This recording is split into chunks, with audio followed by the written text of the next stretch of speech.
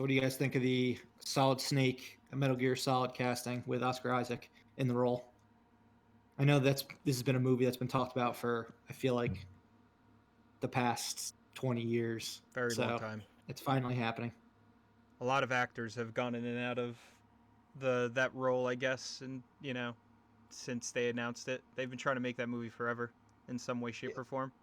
Yeah, and for those not in the know, what Metal Gear Solid is a series that started out on Nintendo with the Metal Gear games, and then really blew up in 1998 with Metal Gear Solid on PlayStation 1. And there's been a ton of them since then on each PlayStation console. But Solid Snake's the protagonist in the Metal Gear Solid games, and Oscar Isaac is playing him. So, guys, what are your thoughts, especially Doug and Corey, who are huge Metal Gear Solid fans? JP, I believe you used to watch your friend back when you were in Texas play the first one. Yeah, I didn't understand it. Yes, it's a very convoluted storyline, especially if you've gone through the entire series. But apparently, it makes sense. Yeah, it's Correct, definitely Corey? convoluted. It doesn't entirely make sense, but it's fun. I think he's a good casting choice. He's a great actor, and I think that he's capable of killing it. But I think it's going to depend on the script. I don't think Oscar Isaac is one of those actors who can take a shitty script and make the movie good. That type of actor. But I think that he's definitely a solid choice if they, if they have like a decent script involved. He's got the correct stature. I think he can, do the voice, I guess, and embody that character. But How do you know he can do the voice though? Because that's one of my concerns. For those of you that aren't like a huge Metal Gear Solid fan, it's based on Kurt Russell, Snake Plissken. Yeah. Escape movies. It's basically that character. I think that's been acknowledged, right, by the creator. Yeah. That's what he based it on. I mean, he calls him Snake. Yeah, Hideo Kojima has said that. Yeah. They call him. Don't they call him Snake Plissken in Metal Gear Solid 2? Yeah. One of the characters that he's trying to hide as. Yeah, so that they're not. They don't hide that at all. But like hella mullet and the eye patch. Mm-hmm. Yeah, I mean, there's definitely been movies where he's had a grovelly voice, like a delivery. So I think he could do it. I think he looks the part. But they haven't said exactly what they're adapting, right? We assume they're adapting Metal Gear Solid, but we don't really know, do we? First one, yeah. Because the second one, I don't think would be a good choice because No. That's probably the most convoluted out of the series. Yeah. Yo, they should do that. So they should cast him and then 15 minutes in, Raiden. Just get rid of really piss people off. Yeah. Like in 2001. Yeah, so just switch him and it's Owen Wilson as Raiden. And then it's got to break the fourth wall and tell you to turn off or leave the movie theater because you've been in the movie theater too long. Yeah, that would be a horrible movie. It would be pretty funny if it just shuts down at some point and they actually like have a deal with movie theaters to turn the lights on and everything like that. Would be pretty dope. It'd be quite the experience. But I know it would definitely be an experience. Yeah, I know the writer director, Jordan Vogt-Roberts. He's directing it and co-writing it. He wants the movie to be an R rating. Good. He wants it to be like a risky type of Kojima movie adaptation. But I would have to imagine it would be an adaptation of the first game or first Metal Gear Solid game, because since he is playing Solid Snake. But who actually knows? It just sucks that the creator Kojima is not going to be involved because the property's still it's obviously owned by his old employer and he's in bad blood with them, so he's not going to be involved in it, and he's definitely has like the storytelling and I think filmmaking like chops, so I wonder if he'll be involved like indirectly, if, like the creators are in talks with him just to kind of get, aesthetically, like the right, choice of where they're going. Yeah. I don't know. I think he's a little too out there to. I don't know that I'd want him involved in the movie unless if they did involve him, I'd want him to like He's a genius. have somebody Sorry. grounding. Agree to disagree. I don't think he's. I think some of his stuff is a little like too crazy. Like I've said before, right? The third game. It's definitely not for more. mainstream film audiences. I don't believe his stuff. No, I mean, the reason the game works so well is I mean the story is pretty good, but like the game mechanics are really well done. Mm-hmm. I think that winds up being a big part of it. He's apparently making a film now, or like pre-production, like trying to figure it out. So it should be interesting to see. Yeah, but as for Oscar Isaac, based on his feelings on like the Star Wars trilogy that he was involved in, I believe he would only do a big budget movie if he really believed in the script and everything, especially when he's going to be the star of it. Mm-hmm. So my hopes is it is a strong one, but I guess we'll find out in the next couple of years. The director's solid. I don't. How many of you saw Kong Skull Island? I haven't seen I it saw yet. it. No. You liked it too, right, Doug? It was all right. Yeah. I mean, it was what I thought it was a fun King Kong movie. it's what you'd expect it to be. It's a lot of fun with not a lot of substance. Like he didn't try to make it like this, like the Peter Jackson version where there was no fun really to that one. It was a B movie that should have been a B movie. So I like that aspect of it. And he's done a bunch of episodes of You're the Worst on FX. So I liked the work he's done on there as well. But yeah, we'll see how this one is in a couple years, I would imagine. Yeah, I mean he's a good actor. I just question whether or not he's can do gritty well, but we'll see.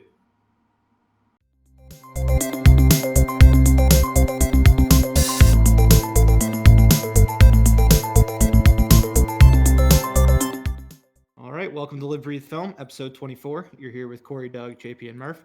Thanks as always for joining us. Our main topic today is part one of a two-part series, favorite portrayals of heroes and villains in comic book adaptations. Today, we're going to be focusing on the good guys. We'll get to the bad guys in January.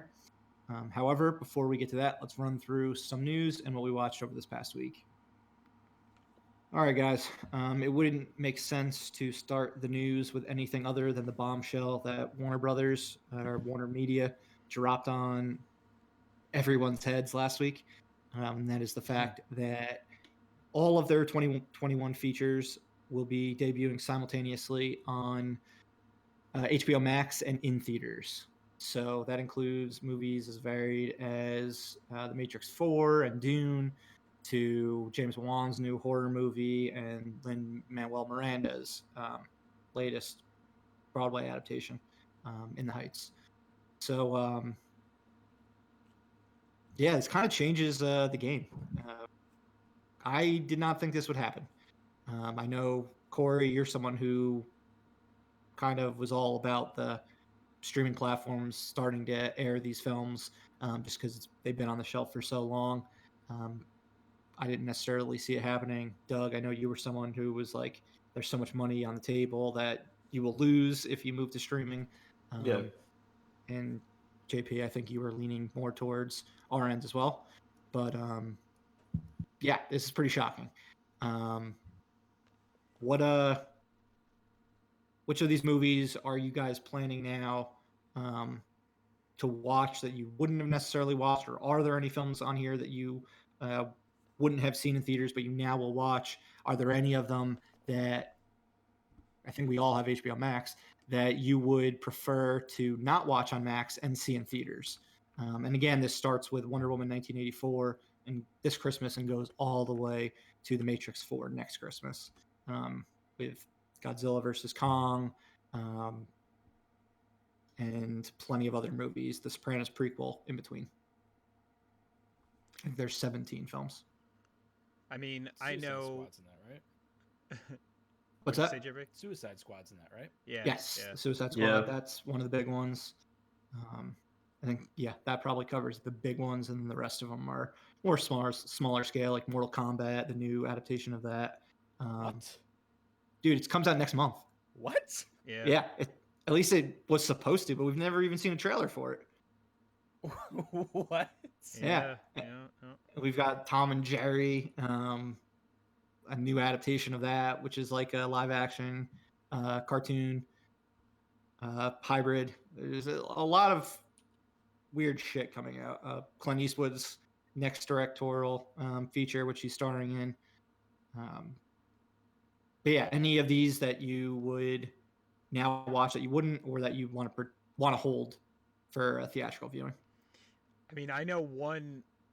We talked about this a couple nights ago, Murph, but Tom and Jerry's definitely one that I would never go see in theaters, but I will, without a doubt, be watching on HBO Max when that comes out in March. And Dune, I'm definitely going to see in theaters. That and Conjuring.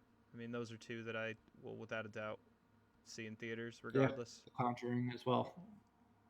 And I guess James Wan's new movie, whatever it is. Dune's one that looks like it would benefit a lot from a big screen. Yeah, viewing. like an IMAX type viewing. Yeah, Dune would probably look really great in theaters. Yeah. And sound incredible as well. So that's one, that I definitely would have probably preferred to see in theaters. But now that it's coming to my TV, I'll probably just stay home and watch it. And then if it's really good, I'd probably then maybe decide to go to the theaters and see it on the big screen. But I've got a decent sound system. I've got a brand new TV. Like, I don't know. I'm sure it'll look great on the TV too. But I think now more than ever, it seems like time to upgrade your TV and sound system, and might as well just go all in on this. Yeah, go all in and watch a lot of these movies at home.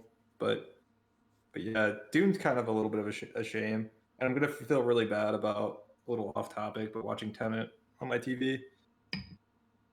It'll get a re-release at some point. Yeah, so it kind of sucks a little bit that it's gonna appeal to my laziness, and I'm gonna watch a lot of these at home in the comfort of my house instead of paying to go see it in the theaters.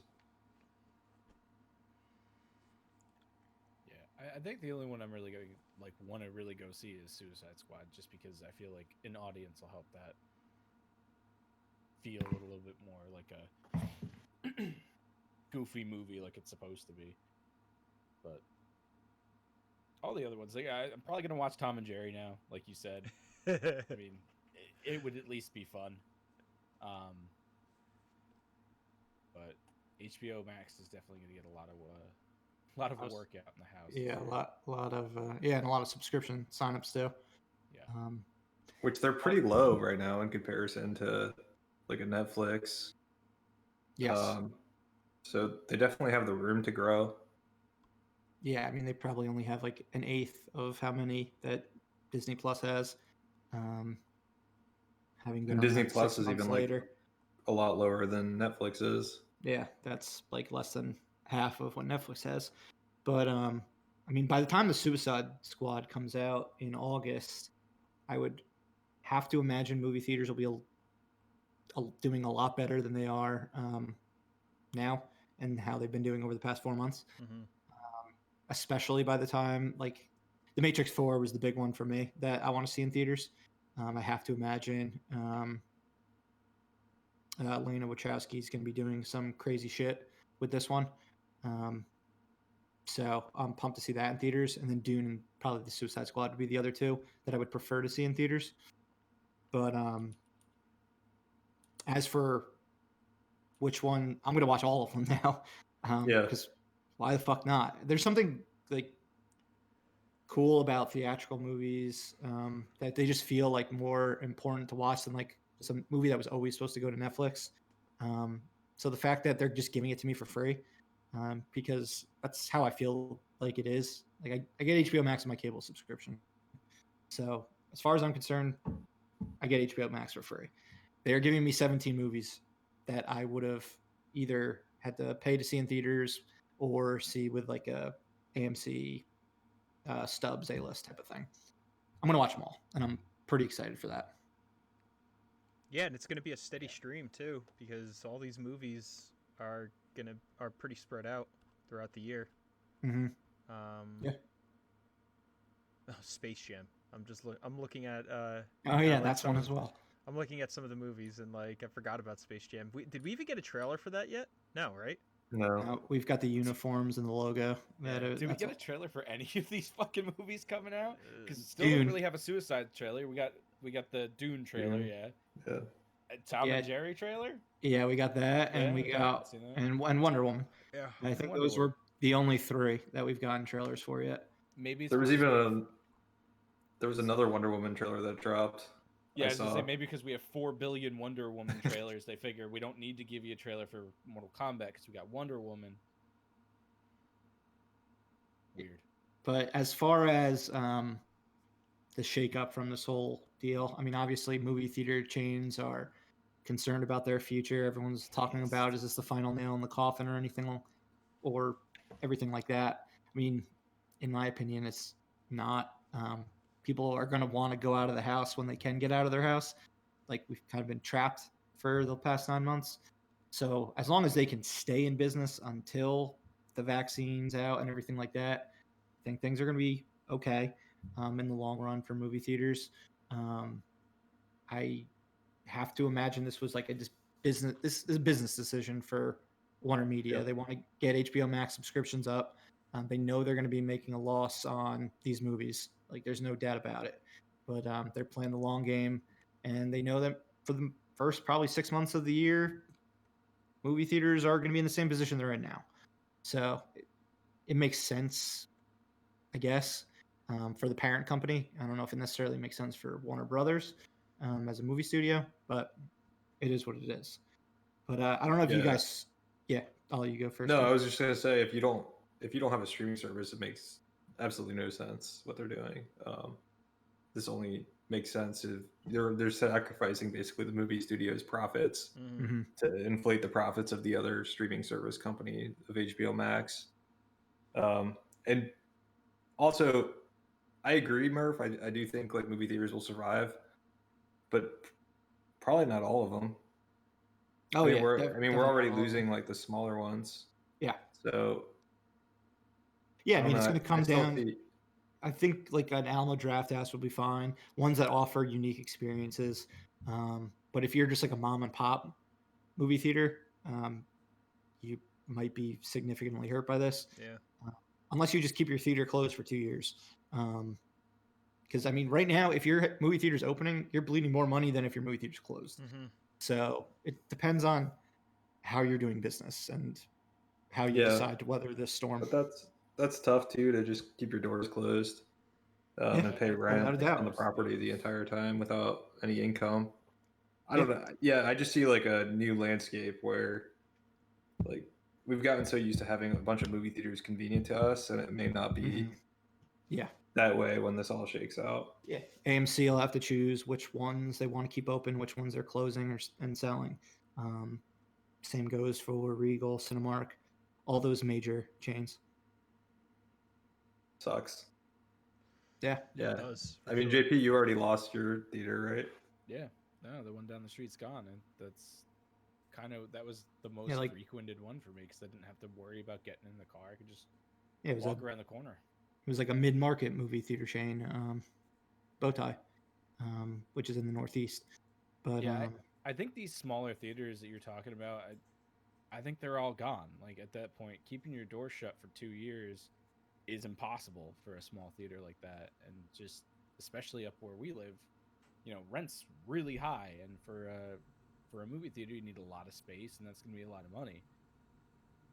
Sadly, I think what comes out of this is it's going to be the major chains, the AMCs, the Cinemarks that are going to be there, and there'll be room for people to start up again if they want to purchase a theater and start that. But I feel like a lot of these smaller places, they might go extinct for a short period of time, maybe 5 years before anyone's really willing to be like, well, am I going to jump in and take that plunge again?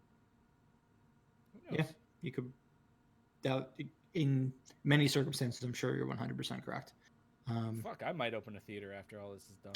Hey, Live Breathe Film, a movie theater chain. We'll start Yeah, it. yeah. Not a bad idea. Adding it to the list of ideas. I mean, I've been wondering what to do with all of our profits, so we might as well just funnel it into a movie theater. Yeah, It's true. yeah. You know, I've been embezzling from this company the whole time. I got enough to go. But other than just movie theaters who are fucking flipping out about this whole deal because they had no idea. They thought it was a one movie situation with Wonder Woman, which they were okay with. But then they're like, wait, all of 2021? It's the same It's the same situation with the movie stars, because they're not going to be getting the back end deals that they were expecting in 2021. Yeah, it's true. If people are going to be watching on HBO Max, like Warner Brothers was very smart with Wonder Woman 1984. Like they talked to Gal Gadot, they talked to Patty Jenkins, the director, and they made deals with them before they announced it about Wonder Woman 1984 coming to HBO Max simultaneously. They did not do this with any other movie, with any other movie star. I think they called them maybe 90 minutes before, a lot of them, because they knew that the news would break. There were just too many people to talk to. So movie theater chains, the groups that they were working with, like Legendary, who financed, I think, 75% of Dune and Godzilla versus Kong. The actors, none of them had a clue this was coming. And they're fucking pissed. Yeah. Legendary, I know in particular, is pretty annoyed because they were talking on our last episode. We talked about how they wanted to sell Godzilla versus Kong to Netflix. Yeah. They could potentially have made more from that deal. Yeah. So all 17 of these movies might not actually come on HBO Max this year. There is a possibility that some things don't actually pan out and that this announcement was a little too soon. But again, time will tell there. But if I'm an actor, I'm pissed off that I'm not making the money that I would have made if, say, The Matrix 4 made $800 million and Keanu Reeves was expected to make like 10% of the gross or something like that. I'm just giving a hypothetical example. Yeah. I don't know if he definitely has a back end deal, but I do not know what it is. But I'd be pissed. And same with Legendary. If I could have made certain money guaranteed from just selling to Apple or Netflix or whatever, and then you're not going to make shit in movie theater in May, in my opinion. Most people are going to watch on HBO Max. So how do you make those deals? Is it based on how many people subscribe, like the week or two after or before your movie comes out? Because we have to remember these movies are only on HBO Max for 1 month. Yeah. And then they follow the traditional model. They continue to be in theaters for as long as necessary, and then go to VOD, Blu-ray, 4K, DVD, etc. So I know that was a mouthful, but want to make sure everyone understands exactly how this thing is working. Yeah, I mean, they might push to have some sort of weird deal with subscribers, based on this amount of X amount of subscribers from this point to this point, and they might pay out, actors and creators based on their previous deals. I don't know how you can just say, sorry, it doesn't include, streaming. I feel like be a lot of interesting lawsuits. Yeah, I could just see lawsuits flying everywhere. I'm sure there will be, or they'll the studios will threaten to pull the movie. I mean, I don't know how much pull they have. I guess it depends on the studio, but pull the movie from going on to HBO. It'll be very, very interesting. This is unprecedented. Yeah. Yes, very much is. It is interesting. I immediately think about, like, I wonder what the contract says that they signed. I'm sure it doesn't address this scenario because you wouldn't. Why would you? Yeah, you wouldn't think that this was going to happen. You'd be like, it's going to go to theaters and it's going to make money, and I'm going to get 10% of that money. And people probably aren't thinking about, like, oh, well, what happens if it doesn't go to theaters? How does that shake out? And so it may not be addressed. And so I think you guys are right. You probably see lawsuits saying, is there an obligation by the studio to make a good faith effort to put it into theaters? And I would imagine a lot of these contracts are probably drafted 1, maybe 2 years ago. Could even be more. Yeah, absolutely. Yeah, Oh, absolutely. That, Yeah, definitely over 2 years ago. I mean, Sure. with a movie like Wonder Woman, that was Oh, probably and- made back in 2017. Yeah. It was 20 probably chiseled on like a large piece of stone.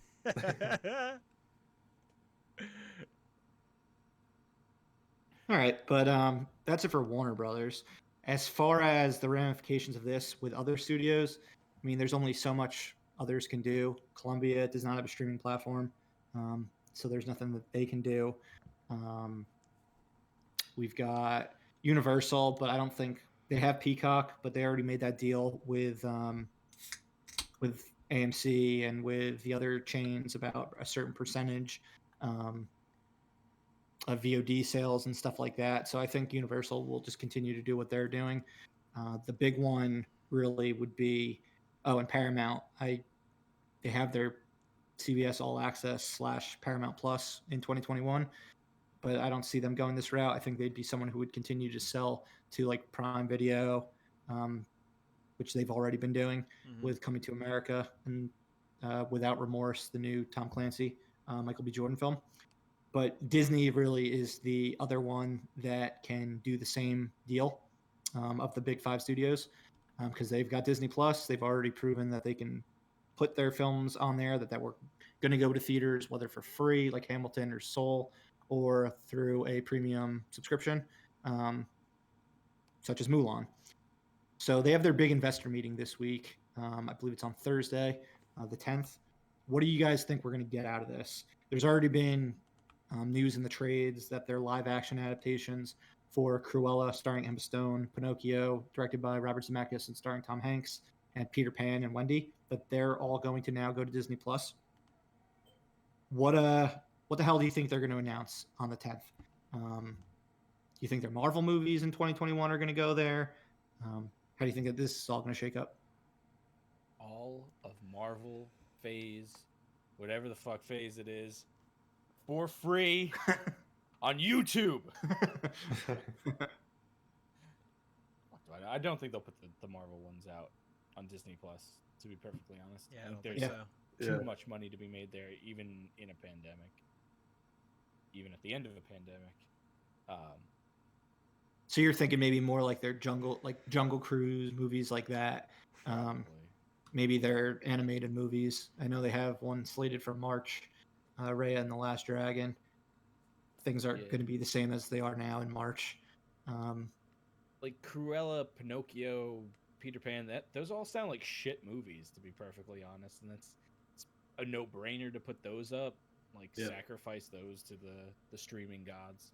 Yeah, but yeah, I think Jungle Cruise would be great to put up there. People fucking love The Rock; they love to see him in their house. Yeah, I would think Star Wars and Marvel should be like this, and Avatar should be like they're ones that, no matter what, even though Avatar's not coming out for another 2 years, and Star Wars, God knows when, those would be the ones that were safe from streaming. Everything else, it seems like it is dispensable for. Avatar is all like 3D. Avatar has the 3D problem where they bank on 3D. Yeah. And 3D televisions failed. So it's not like you can watch that at home in 3D. Yeah, exactly. I think the Pixar movies are probably Disney Plus at this point. Just because. Yeah, we already have Soul. And again, we're just talking 2021.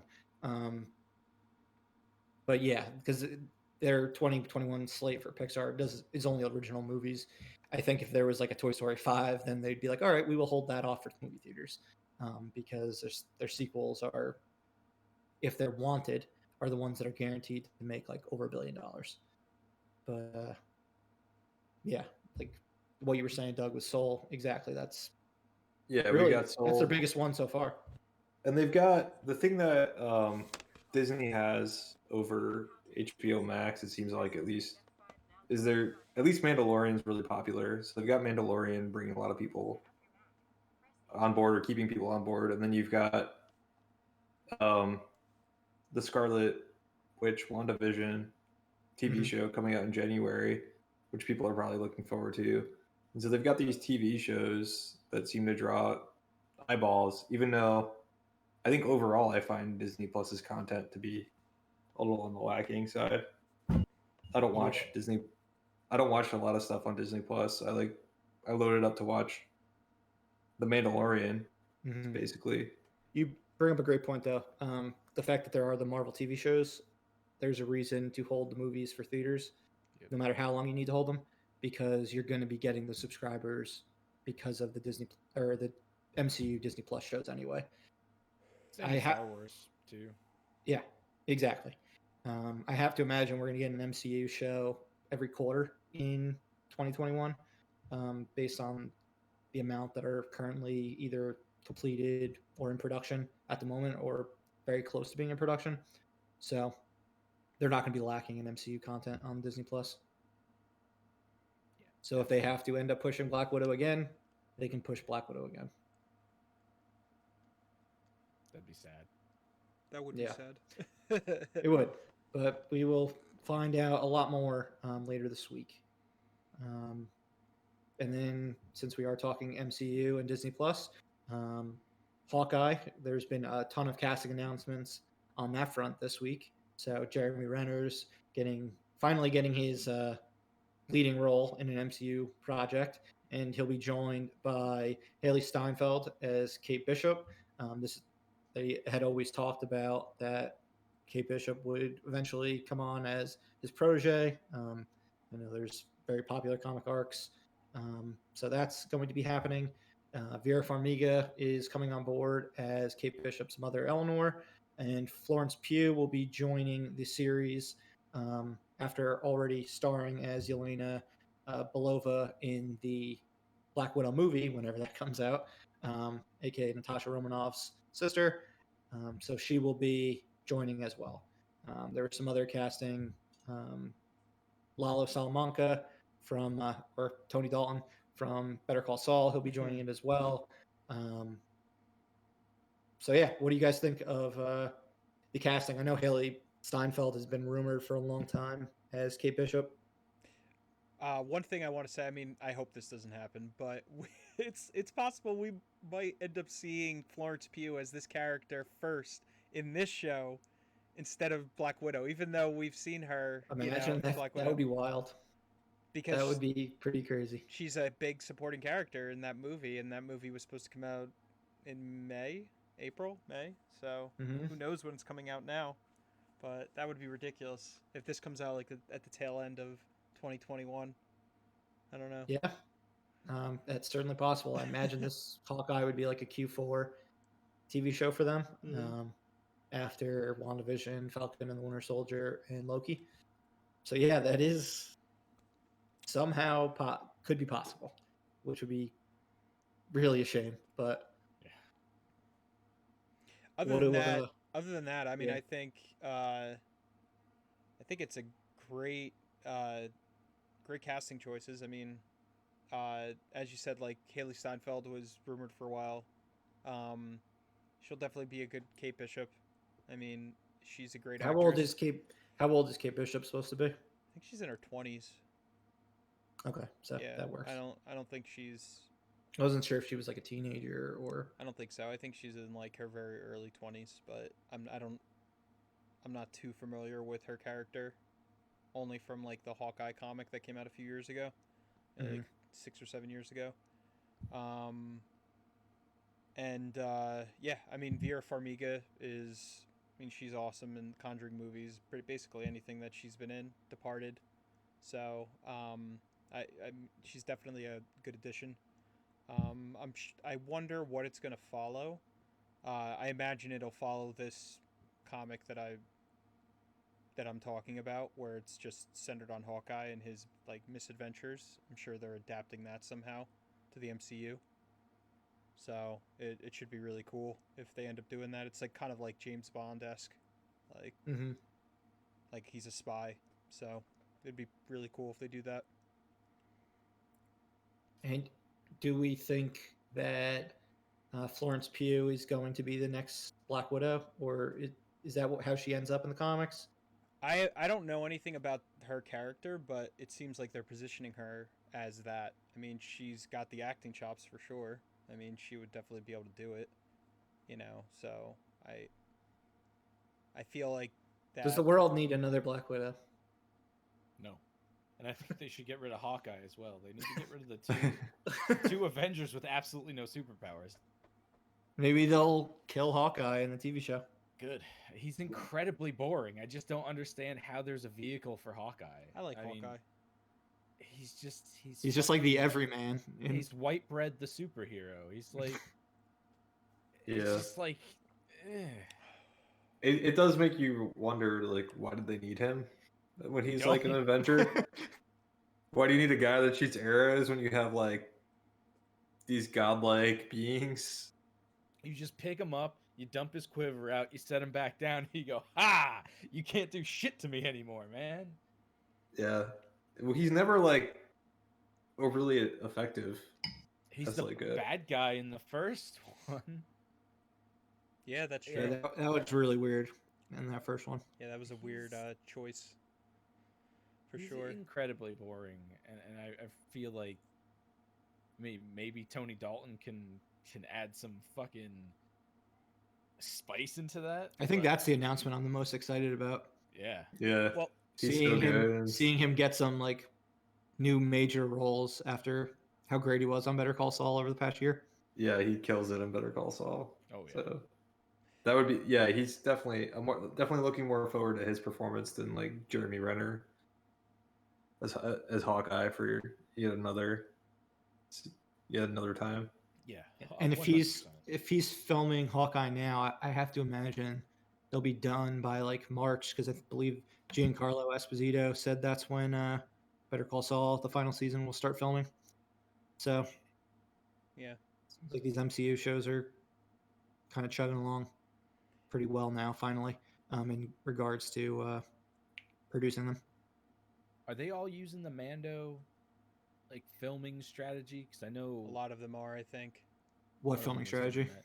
Well, they have that big indoor set that they can basically generate any background. It's like a 180-degree backdrop, a soundstage. digital backdrop. Well, the Haley Steinfeld news came out from set photos, so I have to imagine they're doing stuff outside. Well, yeah, I mean, Mando does stuff outside too. There was a helicopter in the last True. episode. Good point. But I yeah, missed I'm the not- helicopter. It was obvious, or was it No, obvious no. the helicopter? Oh, okay. no, I saw it I feel like I afterwards. did not see a helicopter. There was also the guy with blue jeans. Yeah, I yeah. heard about that. Couple I also seasons- missed couple that. episodes ago. So did I. Yeah, I mean, I'm just so sucked into it that like you could put like a dinosaur walking across. I'm not gonna notice. Bigfoot could have been filmed during Mando. I'm not seeing Bigfoot. Yeah, I don't know how people see it. I guess like maybe second or third viewings. Maybe. Just people But- that like study the episodes. I mean, look at Game of Thrones with some of those like, Starbucks things. Yeah, like I would have Yeah, never noticed that. I didn't see even though- that either during that episode. I love how they took it out too. Like once people realized They it was did it there. with the Mando too. They yeah, Yeah. they edited got it rid out. of blue jeans. Edited it after the fact. Poor blue jeans guy. That would have been his only acting credit on IMDb. Well, I saw his someone made like a fake action figure for him, like in like the vintage like 70s Star Wars action figure mold. That's Oh, amazing. It's pretty awesome. Yeah. It's really good. I love that. The internet thinks of everything. They do. Sure do. All right, but yeah, we will pretty soon be able to talk about the MCU shows. WandaVision starts on January 15th, but for now, let's get into what we watched over this past week, or 2 weeks, since we had a little bit of a break after Thanksgiving. Corey, would you like to start? Yeah. So I watched a bunch of stuff this week, but I went back and rewatched all of the Ocean's movies. Well, minus Ocean's 8. I watched the first, the trilogy. The trilogy. Yeah. And I obviously like Ocean's 11 and Ocean's 13 are fantastic, but I know with Ocean's 12 there's been like a resurgence of people, saying that it's a way better film than they previously thought. I don't think so. Movie's still garbage. trash. Yeah, 12 it 12 is good. is. I will say that I do like how different that movie is in tone than the other two. Uh, it it really throws you off. Because it was like another movie that they just kind of Oh, really? slapped Oceans over. It was kind of like Super Mario Brothers 2. Interesting. How in America it was another game, and then they just plop Mario and his friends over them. I just it's not even like the characters and the acting and the script is good. It's just like the story and the pacing is so weird that it's hard to keep track of like what they're doing. Like there's like so much random shit going on, and the scene where everything kind of is supposed to culminate when you see Bruce Willis and Julia Roberts is playing herself, in the movie, and it just doesn't hit very well. Like it's just so weird and so messy and all over the place. Yeah, I mean it's just them having fun. Yeah. And that's what I enjoy And about it. I laughed a lot. Like it was definitely really funny. But watching the movies back to back, like Ocean's 11 obviously is a classic, and then Ocean's 12, like I was like very disoriented, and then when I watched 13, I was like, wow, like this is really like the best, the best of the series. I think like it just hits its stride in every way. Crazy. You crazy, It you is. too. 13 is the best. Ocean's 13 is the Ocean's best. 11 is like a perfect movie. 13 is the best. 13 is so good. And- you got to do what I did. My dumbass watched them backwards. Like a month ago, I watched 13. No, actually, I watched 13, then 11, then 12. There you go. Because, So you The way watch they them in were the intended to be order of watched. you watch them in the order of how you like them. I mean, yeah, but the only reason was because I couldn't find 12 or something like that. Something happened. Everything went tits up, and I was just like, "This is how we're watching them now." I just I didn't like 12 at all the first time I saw it. I was like, what did I just watch? It was kind of like The Hangover 2. Except it wasn't the exact same movie like The Still never Hangover seen 2. Oh God, I've never seen it. I've never felt so disrespected in a movie theater. Be like, are you really going to show us the same fucking movie again? Just in a different location. Oh God. Yeah, I mean with Ocean's 13, I mean we've talked about this before, and JP will agree. Like Al Pacino is just So good. he's so good in that movie, He brings it to 11. and it's So good. He's He brings it to 13. he's baby. Let's he's go. insane in that movie, and it's very different from anything that I've really ever seen him in. And you could tell like they're all just having fun, like all of them. It makes me want another Ocean's movie, like an Ocean's 14, where Oh hell yeah. it's funny heartbeat. because I know Brad Pitt like recently made a comment that he basically would not make an Ocean's 14 unless he like financially needed to. But So we gotta steal all of Brad Pitt's money then. yeah. Well, Ocean's 14 would have to deal with Danny Ocean coming back from the dead because Yeah, he's 'cause supposedly dead, right? He's And- supposedly dead in Ocean's 8. Yeah. There was a few cast Oh, members that were really? there were a few cast members that were actually in that movie. Yeah. No one saw that. Ruben- You wasn't ignore Ruben- it. I saw that movie. That I movie saw it. sucked. Also, wasn't Carl good. Reiner is now deceased. Yeah. as of And this Bernie year. Mac's dead as well. And Bernie yeah, Mac. Okay, yeah, this kind of. Yeah.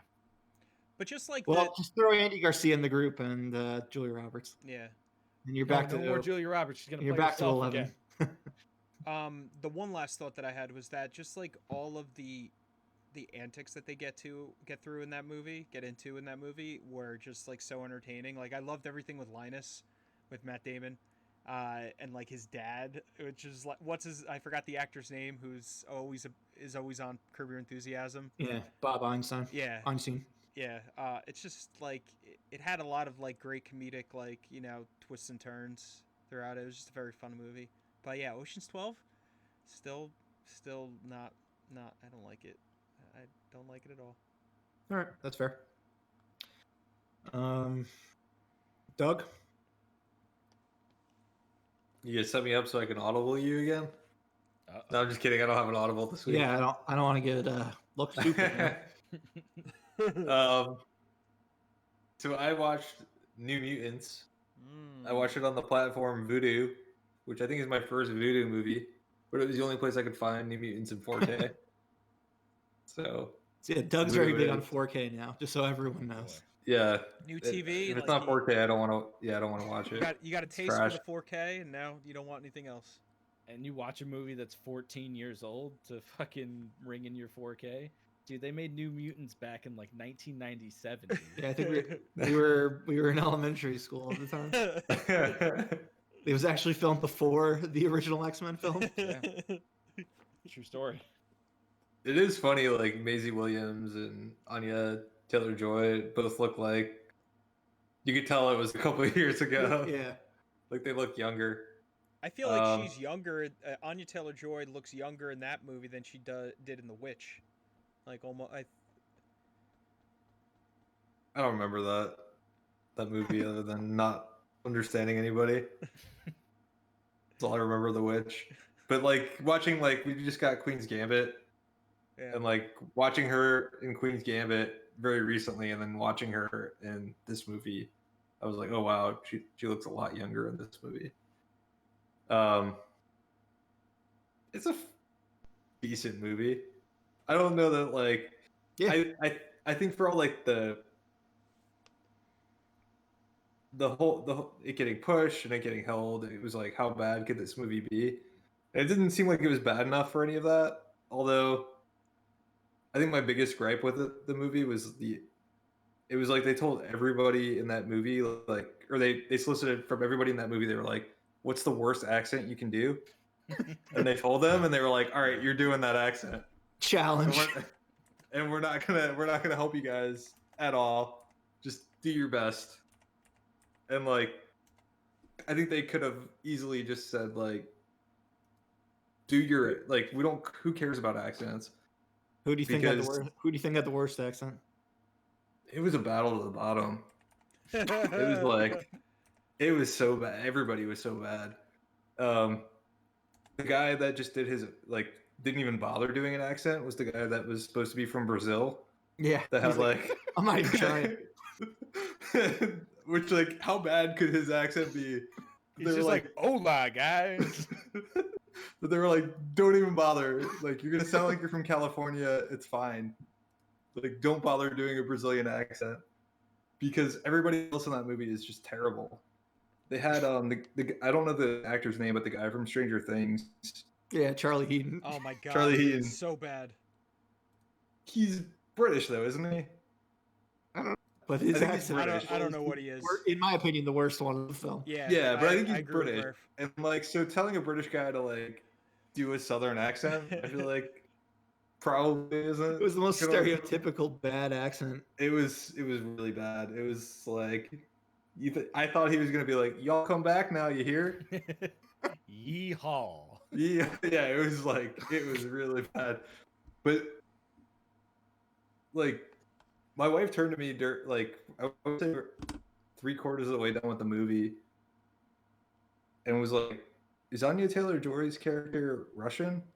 And I was like, "I don't know. I think she's supposed to be, Supposed to be, yeah. but she's got like she's got a Russian accent for like a fraction of the time, and think the her- rest of the time she's an American accent, and it's like." I think her character's supposed it- to be She related to assimilated. Colossus, I think. Yeah.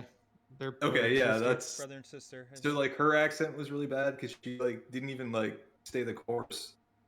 It was like one or two words. She does a Wanda Maximoff in the Avengers movies. How every movie, Yeah. like she just gets less of an accent. Yeah, this is towards like the end. Where Yeah, it's just where like, it'd be random accents every once like in a a while. word here or there Mhm. had like a Russian accent. And then Maisie Williams wasn't good either. She was like Scottish, I guess. You think she would have picked something up from fucking Game of Thrones, like being over there all the time? Is she American? She's British, I think. She's British. Okay. But I was like, I guess I've watched enough Scottish shows where like I know what a Scottish accent sounds like, and I was like, this is not a Scottish accent at all. Like I don't know what this is. So we You've were just seen- like, You've seen enough Daryl Hammond as Sean Connery on Celebrity Jeopardy to know how a Scottish person should sound. it just, yeah. I don't know. It was like I said, it was a battle of the bottom, but that was the most distracting part of the movie where I was just like, I just couldn't stop like focusing on accents and how So bad do, they were. so do any of characters make it to your best heroes on film later today? They don't, Ah, but damn. it was cool. Magic is by far like the coolest part Yeah, I mean, she's of the got a movie. sword. But when she goes full magic, that was really neat. I enjoyed that. Yeah. And then I knew it wasn't gonna happen because I knew this studio, I knew like Disney or whoever wasn't gonna like allow it, but I still went to like look for an after credits Maybe because he'll be there. the setup was like they basically punch you in the face with it. Yeah, well, And they're they supposed were- to have like, Mr. Sinister or something. in the It was movie. so obvious, like they were just like Essex Company, Essex Company, Essex Yeah. Company, and I was like, all right, we maybe there's a Mr. Sinister Yeah, after credits. They'd been leading to that since the end of X-Men Apocalypse, like the post credits for that one. Yeah, but this one was just like this entire movie we're just gonna keep talking about it. And so it was like, okay, this was like it was definitely designed for him to show up in the after credits, which I think was supposed to be John Hamm, Yeah, I had heard that as well. which would have been interesting. I had heard him and Antonio Banderas at one point was supposed to be involved. Ooh. He would have been a good pick for Sinister. But yeah, it was fine. It's a fine movie. I didn't feel bad about spending the $5.99 to watch it. I don't know that I'd want to pay full ticket price for it. I still need to see the whole thing. After missing, I know you guys like missed. Well, Murph watched it Murph in like watched shitty it. quality on I still YouTube or have it. something. I illegally streamed the second half because I got fucked in the movie theater. Well, it continues to be really bad accents, and I mean the dialogue's not the. I mean you saw the best part visually, so you're good. Yep. But yeah, $5.99 Voodoo, and you can see it in 4K. Our new sponsor. So JP, you moving on to you. You listened to Corey's recommendation from the last episode. Oh, Yeah, I dove into the world of mullets. and Yes. The mullets of Twin Peak are exquisite. they are. There are so many fucking mullets in this TV show. It's insane. It's the 80s or One guy had a 90s, mullet in early the 90s. pilot, and then he lost his mullet in episode 2, and I was a little upset about that. Mhm. But yeah, I got 4 episodes into Twin Peaks on Netflix, and it is by far the weirdest fucking show I've ever watched in my life. And what The episode? characters, You're on the 4th episode. I finished the 4th episode. Oh, okay. The characters constantly change every fucking episode. I don't think they've ever been written the same way, except for the main guy, maybe. Mhm. Like everyone just gets fucking. And I've gotten into no paranormal shit, so everyone's just weird Yeah, at this point. it's a slow burn. It starts to be introduced Yeah. later on. And it really just seems like I'm watching some fucking horrible daytime soap opera. So do you like it? It's okay. The the characters are great. They're really interesting, and as they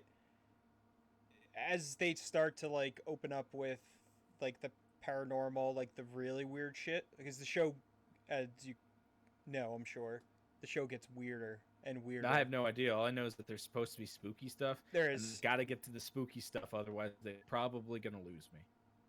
Yeah. I need the spooky stuff. Yeah, keep watching. It's trying to build all the characters. They're pretty built for me, man. It lost me. I think I got probably as far as you did, JP, and I was like, this isn't for me.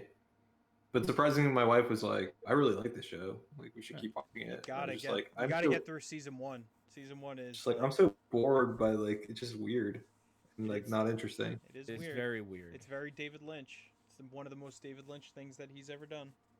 Yeah, it just seems like he spoke with Quentin Tarantino a lot while making this, and like they both wrote the dialogue for this unedited. Like 2 people that have never spoken to other human beings before were just like, all right, let's get the typewriter going, and I'm just gonna cup of coffee. Let's talk about coffee for 3 hours. Dale Okay. Cooper is a treasure. He's Go he's and an then American treasure. pancakes. He's very weird, and I wouldn't want him anywhere near me. He is very weird. I don't think I would want any of these people near me, except for maybe like the sheriff, who seems to be the most grounded human being in the show. The guy from Blank Check was in the last episode I watched. The bad guy. The bad guy from Blank Check. He was also in the X-Files. He's dead. I forget what his name was. Oh, I think I know who you're talking. Is he the about. one that He's loses the check? He's talking about one of the three bad guys. One of the three bad guys. Yeah, Miguel Ferrer. yeah, Miguel Ferrer. Yeah. Yeah, he keeps popping up. Yeah, he's a reoccurring character. He was weird too. I don't want him anywhere near me. Pretty much everyone, yeah. What Just about weird. Nice little town though. Oh my god, I forgot his name. Oh, Billy, who's like yeah. Laura's ex-boyfriend, Yep. is the worst actor I've ever seen in my entire fucking life. From the first episode, and I'm actually shocked they didn't cast him in between. The worst fucking actor I've ever seen in my life. Did you see when he woofs? That episode? When he barked at the guy who had a mullet but no longer has a mullet. Yep. Yeah. Okay. That's all. Yeah. I'm yeah.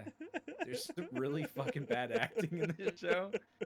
And then there's the woman with the eye patch. That's a little weird. Man, it's a weird show. It's trippy as hell. What about Leo? Otherwise I'm gonna be out. What about Leo? Who the fuck's Leo? The hick with the truck. Who Oh, lives in with the woods. ponytail? Yeah.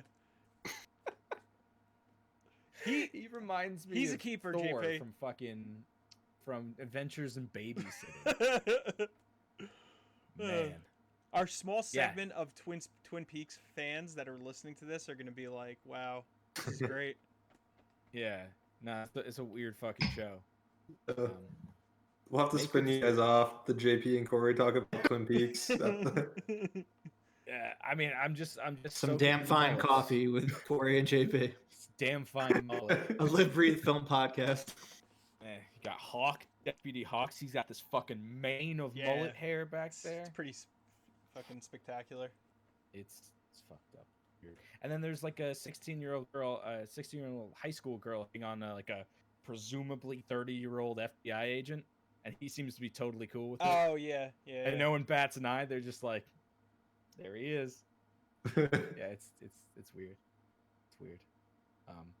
I would say the first two episodes were much better than the last two that I watched. Because things are starting to get really weird with no explanation. They continue to get weird. Just We'll see. Stay on the roller coaster. We'll see.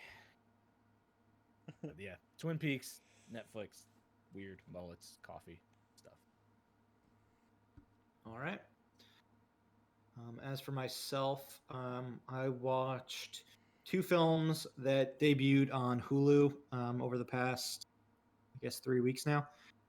Both of which broke the original Hulu movie streaming records concurrently, a week apart.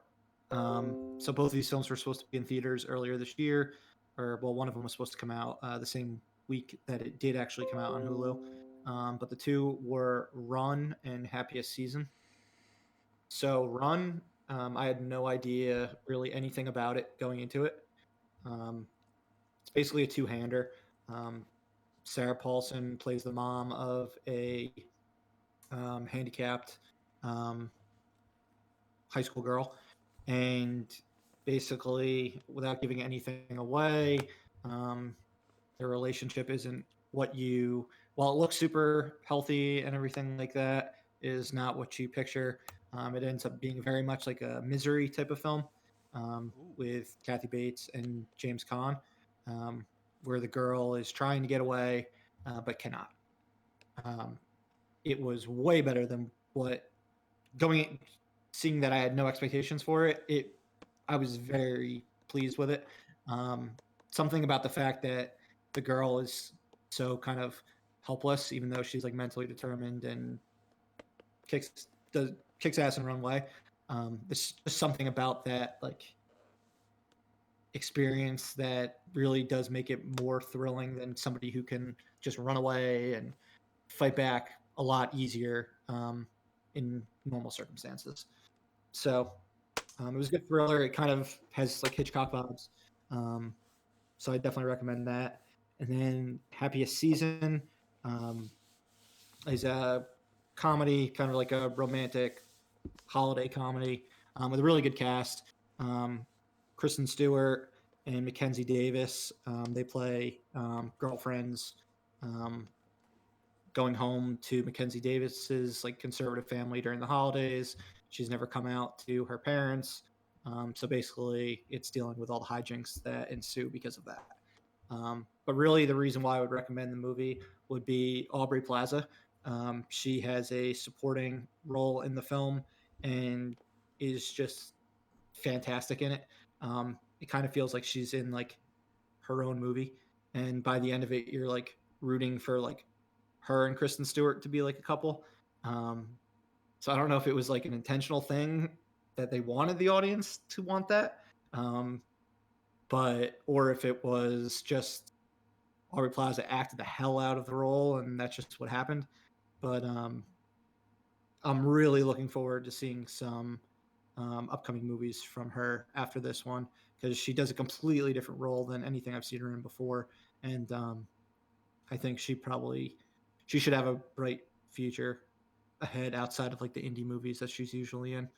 Um, but yeah, if you're looking for something for the holidays, that's goofy, very Christmassy.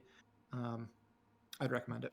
All right, and then before we get to our Mandalorian recap, per usual, we'll get into the other things that a couple of us watched over the past week. The first one was Freaky, which is now available for premium video on demand.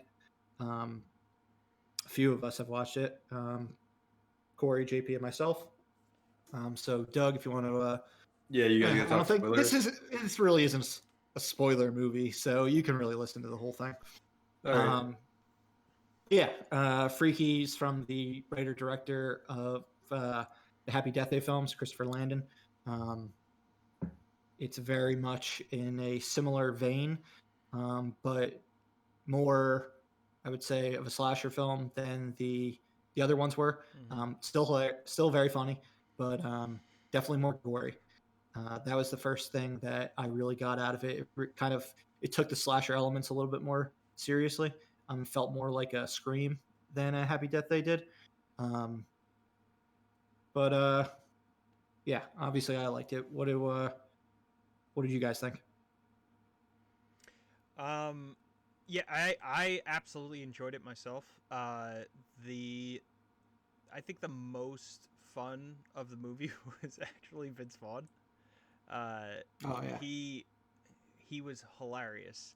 I don't think I laughed as much, with like a performance from him since probably Wedding Crashers or Dodgeball. I don't know whichever one came out, more recently. mm-hmm. But he was great. The whole cast was hilarious, and I like slasher films, so I really enjoyed like that. It was a little bit more in that vein. Maybe not. The gore was very interesting. Definitely caught me off guard. But it was very inventive for in a lot of ways. And the movie was just it had a good pace, just kept being funny and action packed, and yeah, I mean it's definitely something I'd probably watch again a couple more times. Yeah, I thought Vince Vaughn was hysterical. Like every time he basically did anything, Yeah. once they switched bodies, I would laugh. Just because it was so much different than anything that he has ever done in comedy. He wasn't like the motor mouth character, frat boy type character that he's played in the past. Um, he's just super effeminate and just very funny because he's a high school girl. Yeah. The way he was ran perfect hilarious. casting. Oh my god, the way It was so he good. ran was incredible. Yeah. Yeah. I think the first time he ran, I just started cracking up. Yeah. JP, as someone who's not the biggest slasher fan, what did you think of the film? I'm gonna be real. I think this movie sucks ass if it isn't for Vince Vaughn and Catherine Newton, who played the main character. Yeah, Honestly, it was kind of bland, and generic to me, and like the middle of the movie kind of lags, and that ending just fucking sucks. There is a part where they should have cut that movie. I know that. Yeah, I know what you're thinking. And holy shit, I was like, that was so unnecessary. But maybe it's just like I hate high school kids now or something like that, because they annoyed the shit out of me, and I can get that. I was so glad to see all 4 of them die in the beginning. That made me really happy. I was like, but honestly, I think without Vince Vaughn and I think without the main actress, this movie is just like a turnoff, and it's like a generic crappy movie. What did you think about Aaron Rodgers' performance in the film? Oh, he was great. He was scary. His face looked a little bloated, but I think he got taller. That was really funny. I was not expecting that. No, neither was I. I didn't think they even made Aaron Rodgers masks, so I might need to buy one. I know, I want that. Like, it's hilarious. But yeah, Vince Vaughn was pretty funny. Is like the slasher type, even when he had the mask on, and just the way he moves is like a very Jason-esque type thing, or Michael Myers. Just lumbers everywhere. I said to Murph, like, he's an imposing dude. Like, I didn't realize like he's how fucking big he is. Yeah, no, he's a big guy. But yeah, I think without him, this movie is just it's not the most creative idea in the world. It's not. I don't know. I think I expected something more out of this director, and I know there were multiple. Like, I believe he wrote the Happy Death Day films by himself, and this one had a co-writer. So that probably had something to do with the differences. Yeah. But he has said during the filming during the press tour for Freaky that Happy Death Day to Us, which would be the title of the third one, will take place further down the line, and they're just still waiting for Universal. Just give them the green light. But he's got the specs, whole draft, I guess, or spec draft completed, and he'd be ready to go to write that film. The whole cast is on board, so hopefully that ends up being his follow-up.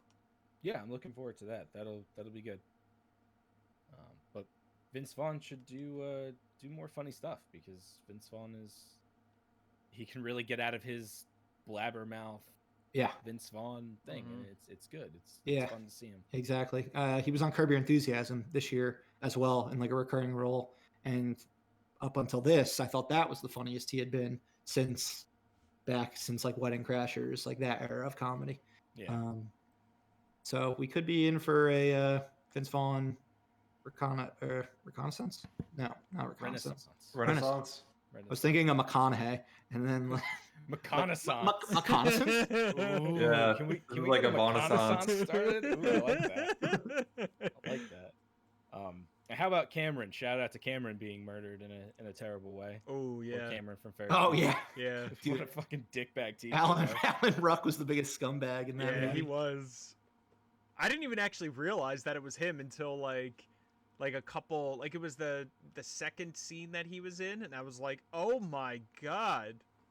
Yeah, he was a dick. Oh yeah, he was terrible. All right.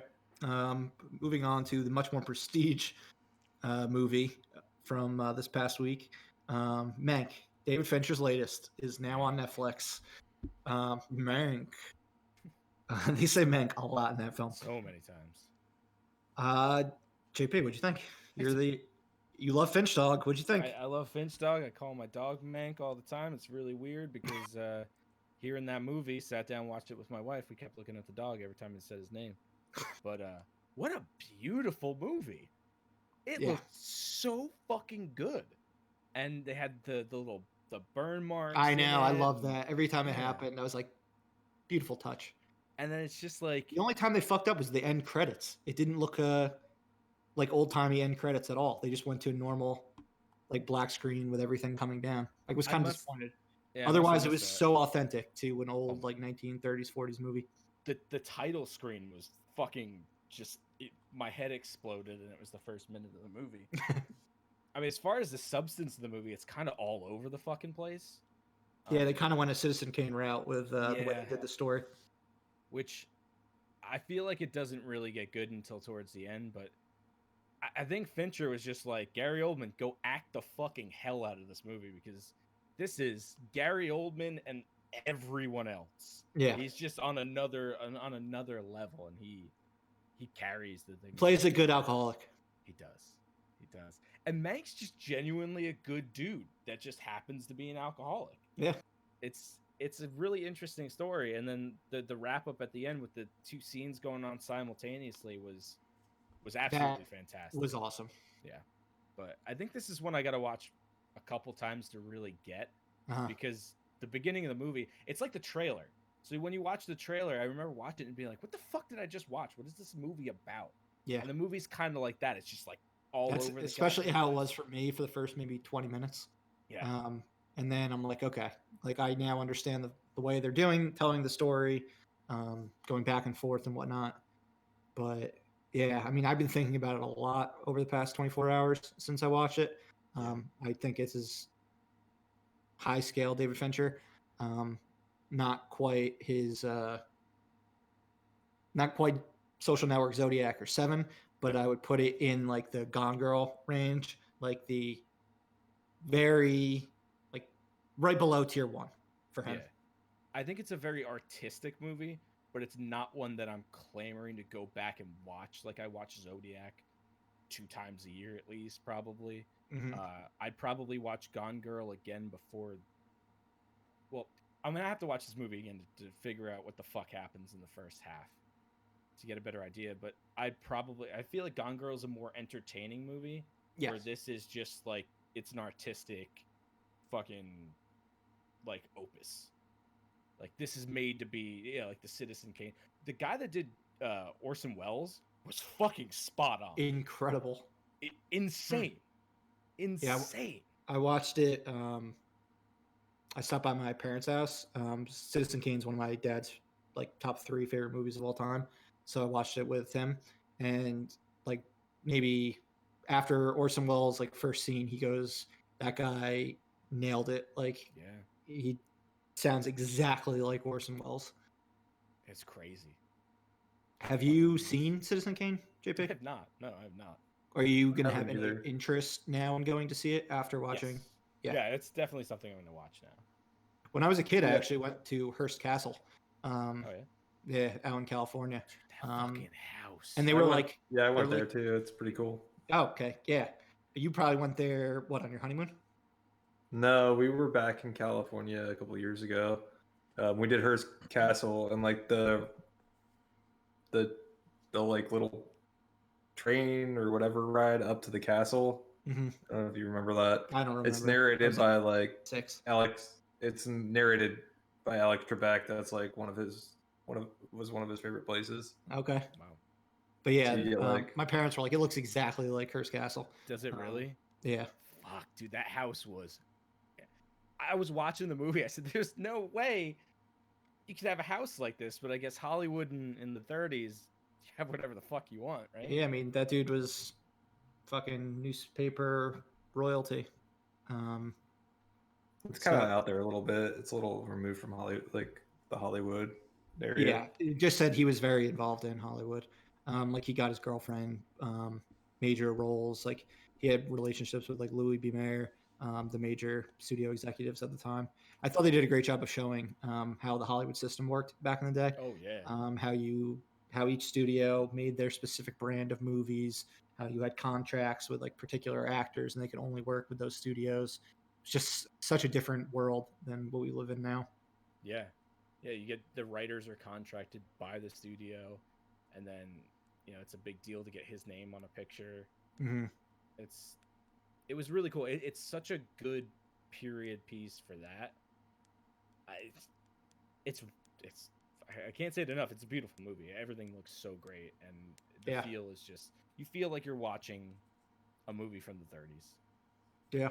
And now you can probably watch Citizen Kane and not even look at it like an old movie because it looks so similar to a movie of now, which is Yeah. kind of an interesting experiment. I believe it is on HBO Max, Citizen Kane. If Okay. you guys wanted to check it out. Doug, you Yeah. said you've never seen it either? I haven't. Like I've heard enough references to it where I feel like I know the basic story and how it ends. Yeah. But But I guess one of the questions I had is like, is that I've heard that it's kind of a little bit of a love letter to Citizen Kane. I mean, should I watch Citizen Kane first before watching this movie? I don't think it's necessary. I mean, I haven't seen the movie, You, but I you're don't gonna think it's you're necessary. gonna get a Would little. I appreciate it more? You'll probably get a little bit more out of it, but not much. I mean, I've never Okay. seen it, and by the end of the movie, you really feel like what it's about. The end scene is just, it puts everything in perspective, and it's really, really well acted, and everything comes together, and it's, at least to someone that hadn't seen Citizen Kane, I really got it. Mm-hmm. Yeah, I feel It like also. Sorry. No, I was just gonna say that I feel like everyone should see Citizen Kane at least once in their life. Like, it's definitely, one of the best movies I've ever made. But it's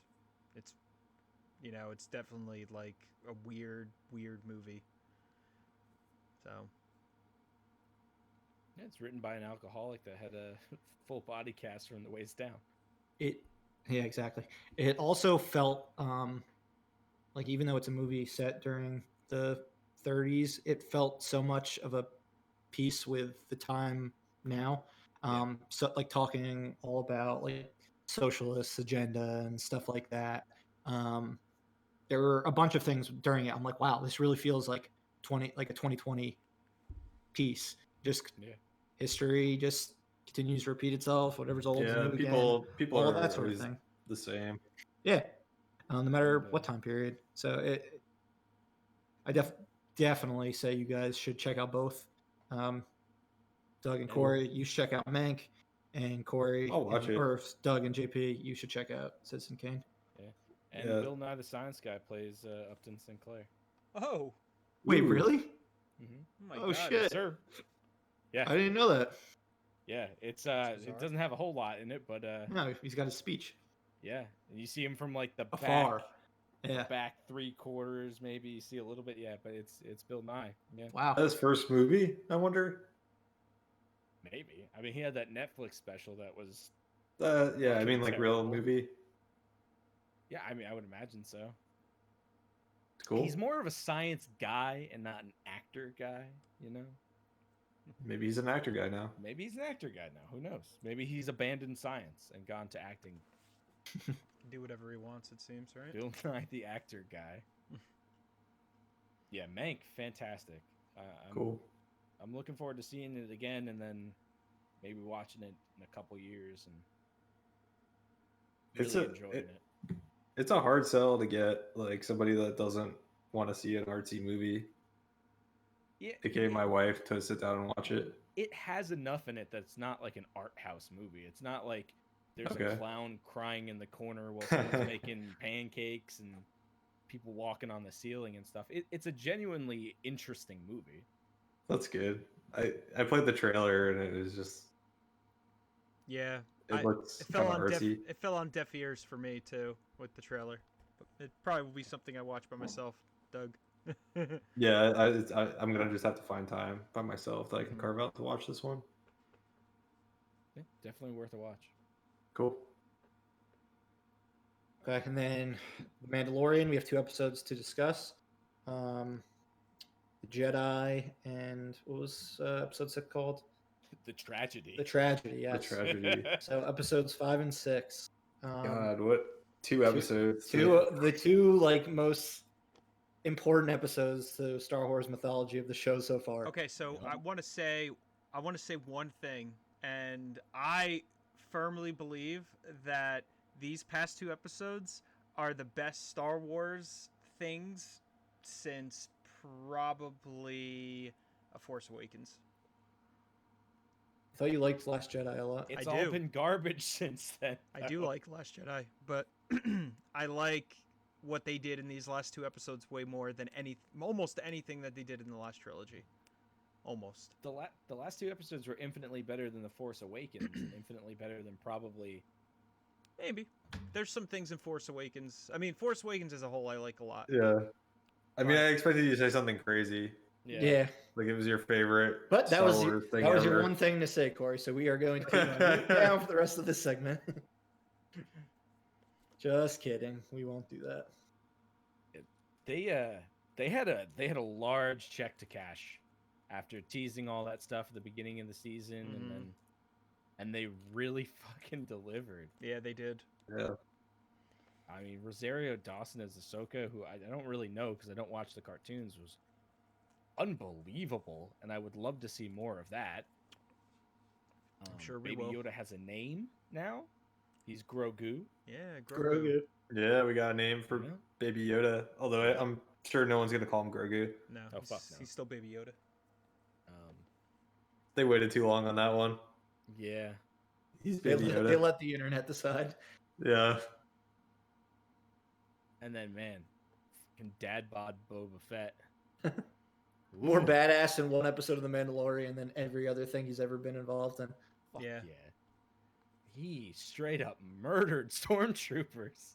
This might be the first time they ever showed someone actually murdering stormtroopers. With a gaffy staff, which was crazy. Yeah, and it got a spike, That and was- he's spiking them with it. yeah. That was more violent than I thought Disney would go on this show. Was that episode where it's just like, holy shit, they're showing him like brutally murder these people, these Yeah. stormtroopers with the stick. Yeah. Like, this is insane. He's just Um, smashing heads. Like the knee rockets and all that. Like, just Ooh. When he fires the gun backwards at the guy and then does the twirl and puts it in the holster, I was fucking screaming at the top of my lungs. Taking out the two ships with the rocket. That was Yeah. that was Yep. badass.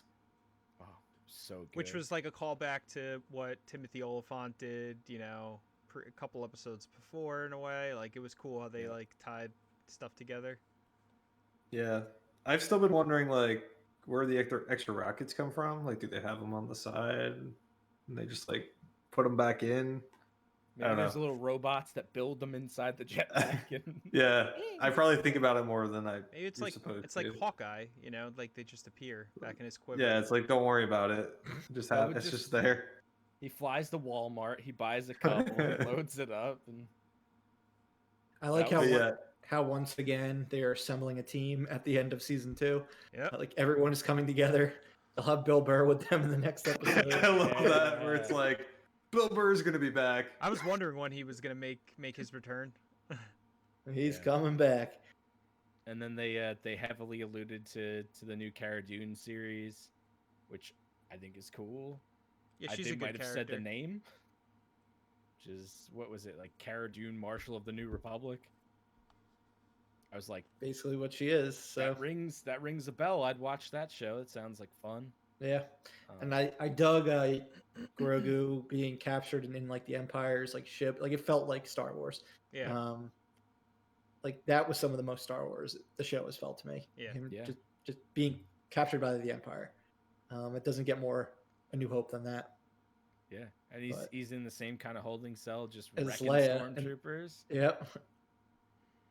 Yeah, it's I just can't help but feel that they're setting me up to have Boba Fett die next week or something like that, and They're like, we just had to give you your one moment. oh, I don't now know. everyone can continue to say he is fucking awesome. he's so So- badass.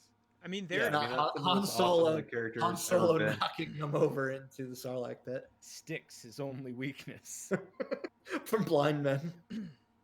there was Yeah. another rumor that I saw like over the past couple days that Disney's prepping, like fast tracking like another like Mandalorian like esque show, like side Yeah, story show. JP had said that a few episodes ago.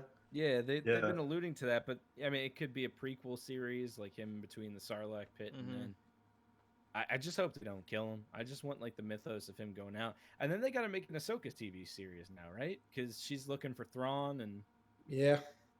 Yeah. I mean that, Or she that was ties badass. in to the Mandalorian. But yeah, apparently Thrawn is a big character.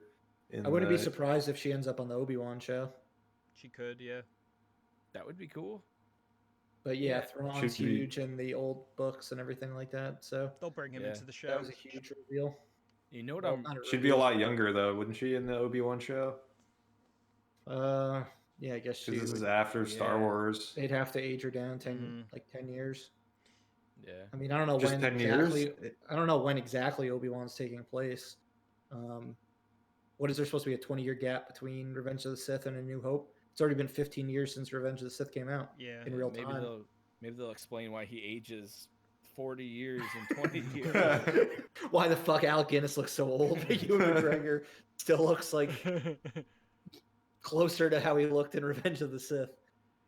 Yeah, they've done a lot with Obi-Wan because they already did him dueling Darth Maul. Oh, aren't they filming it in Boston? Are they trying to get Bill Burr to be on that too? That would be fantastic. That would be really funny. So, The Boston planet. oh god, oh god, All the aliens. a whole just have planet? Boston accents. No. So there's gonna be a Jedi then, right? Because this last episode, like, I'm excited to see what Jedi shows up. Baby Yoda called out to a Jedi. So the I internet. mean, who's the Jedi going to He's be? gonna get to the temple and be like, or she, and be like, what the fuck? Where's the little thing? The hell happened Yeah. here? Grogu I mean, got pissed. if Obi-Wan wasn't dead already, I would have thought it would be Obi-Wan, but Yeah. The internet is clamoring for Sebastian Stan to play Luke Skywalker. I saw that. I saw that. I He mean, he actually, looks- the resemblance is like pretty uncanny. They've been When saying they it for like years. throw the hair on him. Yeah, they've been saying it for years that they look like he's like his long lost son. It's so funny how they just cannot escape like connecting things to the Skywalker saga. Like they always talk about how like we're going to expand the mythology and get away from the Skywalker saga, and this show is just getting more and more like every episode now. Yeah. Which I'm cool It's with. Luke Skywalker.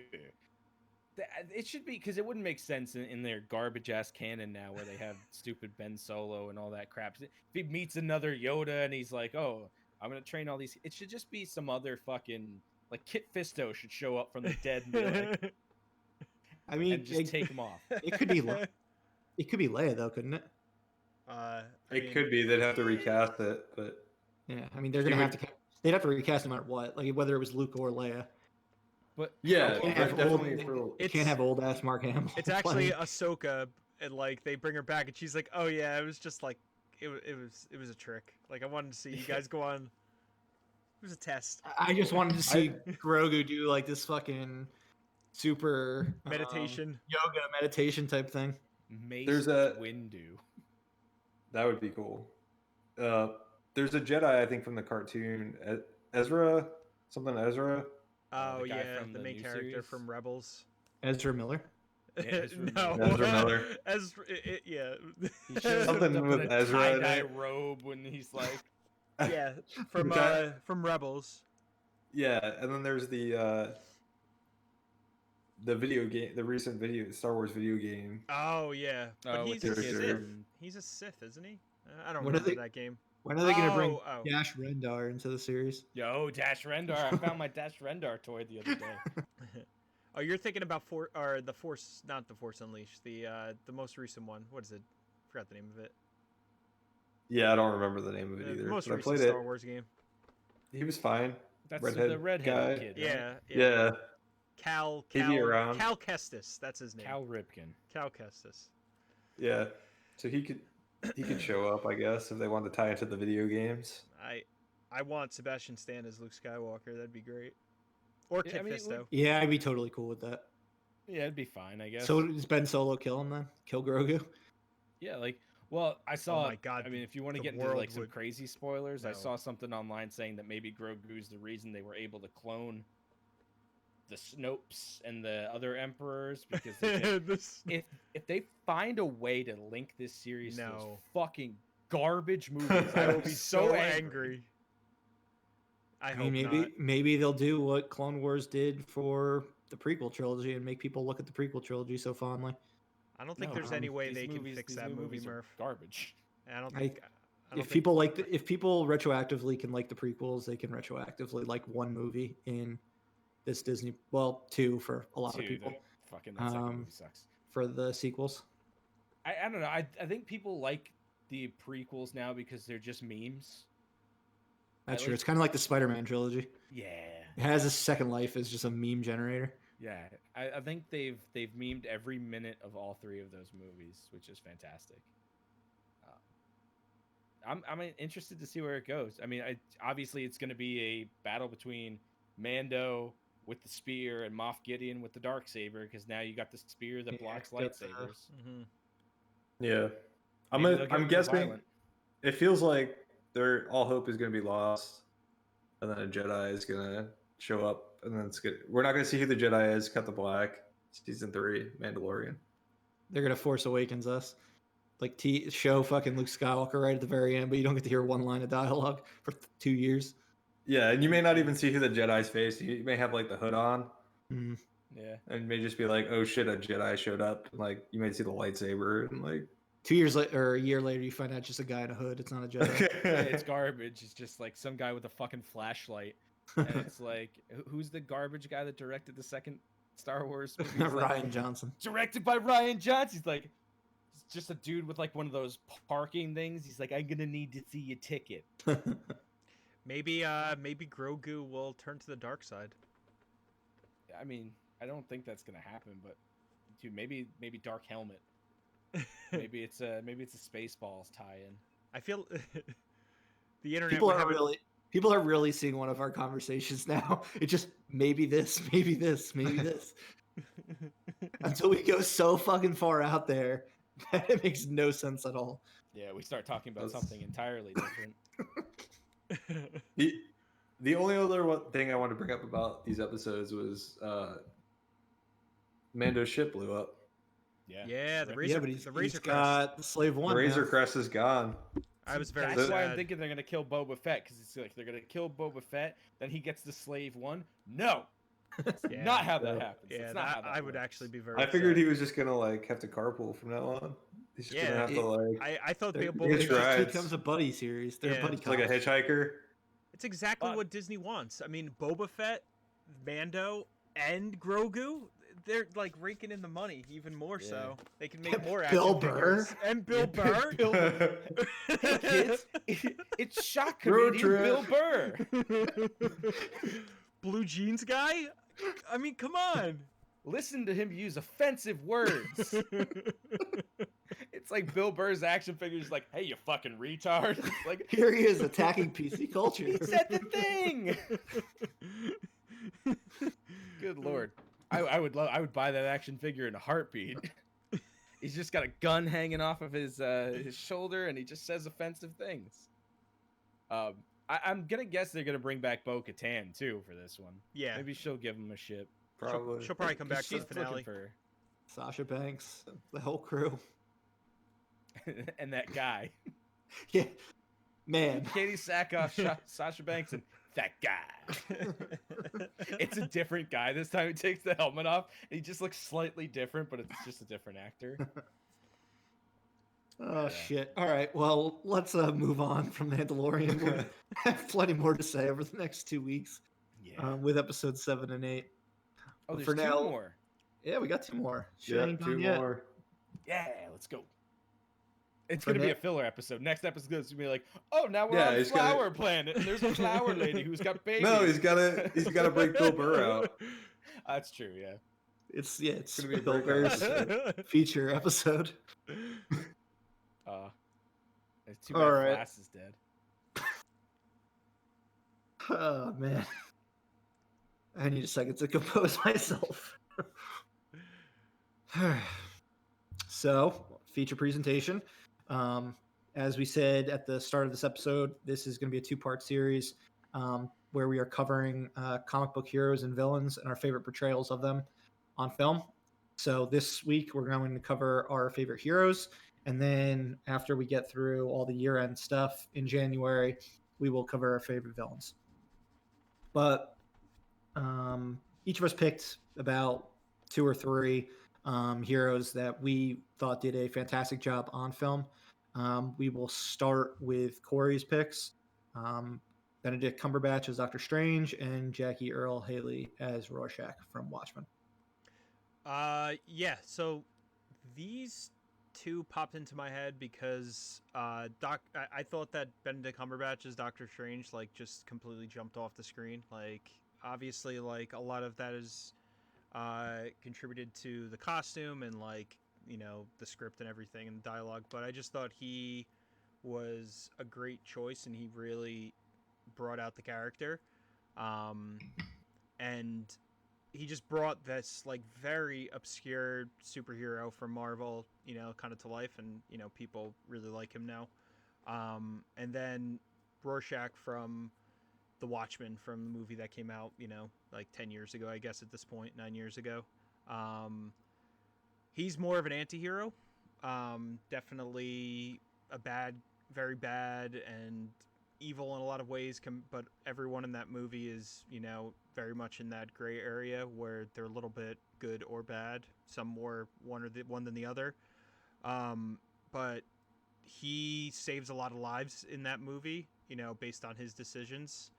And I think Jackie Earle Haley was another actor that just killed the performance, just like jumped off the screen, and like it was perfect. Like there was nothing with his portrayal that probably I would change. Like even scenes that were verbatim from the comic book, like he just killed. So those are two that really just immediately jumped out for me. That will always stick with me.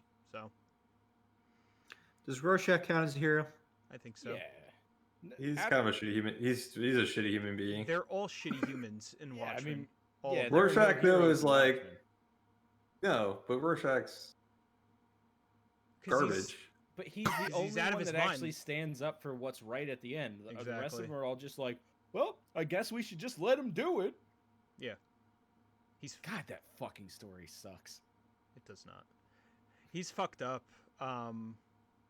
But I think that's part of it. Like he's this deranged and completely broken character from his upbringing and all the things that have happened to him over the years. He gets shit on by everyone. And he still finds a way to make the right decision.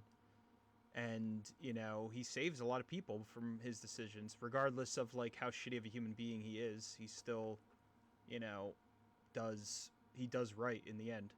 And he gets sacrificed for it. What's he that? Just super shitty.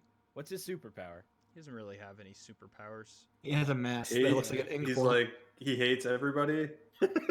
Super He hate. thinks everybody's Really- trash and really, scumbags. really angry. The only person that really has superpowers in that universe is Dr. Manhattan. No one else really has superpowers. It's true. So he's like the Holden Caulfield of superheroes. Just Suppose. walks around with. I His mean, they stupid hat basically- on, calling people He's like phonies. Batman. He was like, supposed to be every Batman, way. yeah. He's I very thought much. the owl was supposed to be Batman. Maybe he's like the good side of Batman. I don't know. Maybe he's if Batman had if Batman continued to have principles and Rorschach's if Batman Like worst case lost scenario, his Batman. Lost Yeah, his exactly. shit. Yeah, no, that's definitely where I think Alan Moore was going with those two characters. He took the tropes of those specific characters over the years and kind of split them in half. Some of them he fucking split in 3-4 ways and made different characters out of them. So, yeah, I mean Rorschach he's not a good human. I feel like he's better than Dr. Manhattan in a lot of ways. Dr. Manhattan's probably the most shitty. No, out of all of them. the dude that blows up we could get everyone so in New York fucking is the shit, dude. philosophical See, right now if we wanted to. Like we could probably have like hour-long conversations about who's the good guy, who's the bad guy, and all this stuff. I'm guessing you were thinking of Ozymandias. Yes, that guy sucks. He sucks. They all suck. Worst Yeah, I think character. you're right. though? You were right at the Or beginning. did They all suck. Ozymandias save the world? Yeah, exactly. No. I don't think you can Who save the knows? world while simultaneously killing 2 million people. Yeah, but Dr. Manhattan could have done something and he didn't. So, Yeah, but he's just a bored little shit. well, he Just loses sits up on Mars all day with his no penis. I He guess loses has a all penis. semblance of his humanity. So that's the downfall with him. Hallelujah. Oh my god, we can get But Hallelujah. yeah, yeah. that's We all could I have talk with. so much about this. It could be a Um, whole. It could be a whole topic. This whole movie or comic book. All right, Doug, And the let's TV get- show. let's get into yours. You got a bunch of X-Men. Yeah, man. So I picked the OG X-Men, mainly highlighted by Hugh Jackman's Wolverine, who not only is a great actor as Wolverine, although he's a little bit on the tall side, which I know a lot of people aren't crazy about. But the dude just keeps getting more and more jacked as those each movie. So good on him for the diet, but I think he just kind of encapsulates the Wolverine character. He just kills it. And that swan song he gets in Logan is just so damn good. Yeah. Well, I mean, his name is Huge Jackman for a reason, man. Yeah, I mean, that guy definitely put in the work and was like, definitely told his trainer, like, see, this last movie, I want to be like even more jacked than that movie. And like somehow he like makes it happen every movie. Yeah, I turned on a minute of Days of Future Past the other He's day on huge in Disney Days of Plus. Future Past. He's a fucking monster. Just like veins everywhere. Yeah, I think that's probably his most jacked one. He should be allowed to be Russell Crowe fat for like a decade. He's earned it after 20 years of Wolverine. He really has. Get that man a donut. And you watch like the first X-Men and you're like, he's in decent shape. Dude can just fucking sing show tunes for the next 20 years. He's earned it. Yeah. Along those lines, I also put down well, not I guess along those lines, because Patrick Stewart doesn't get super jacked. He gets even more jacked every time you see him. But as far he as just gets older. He doesn't age, dude. He looks the same from like the first one to the last one. He looks the same as fucking Star Trek: The Next Generation. Yeah, he doesn't age. Crazy.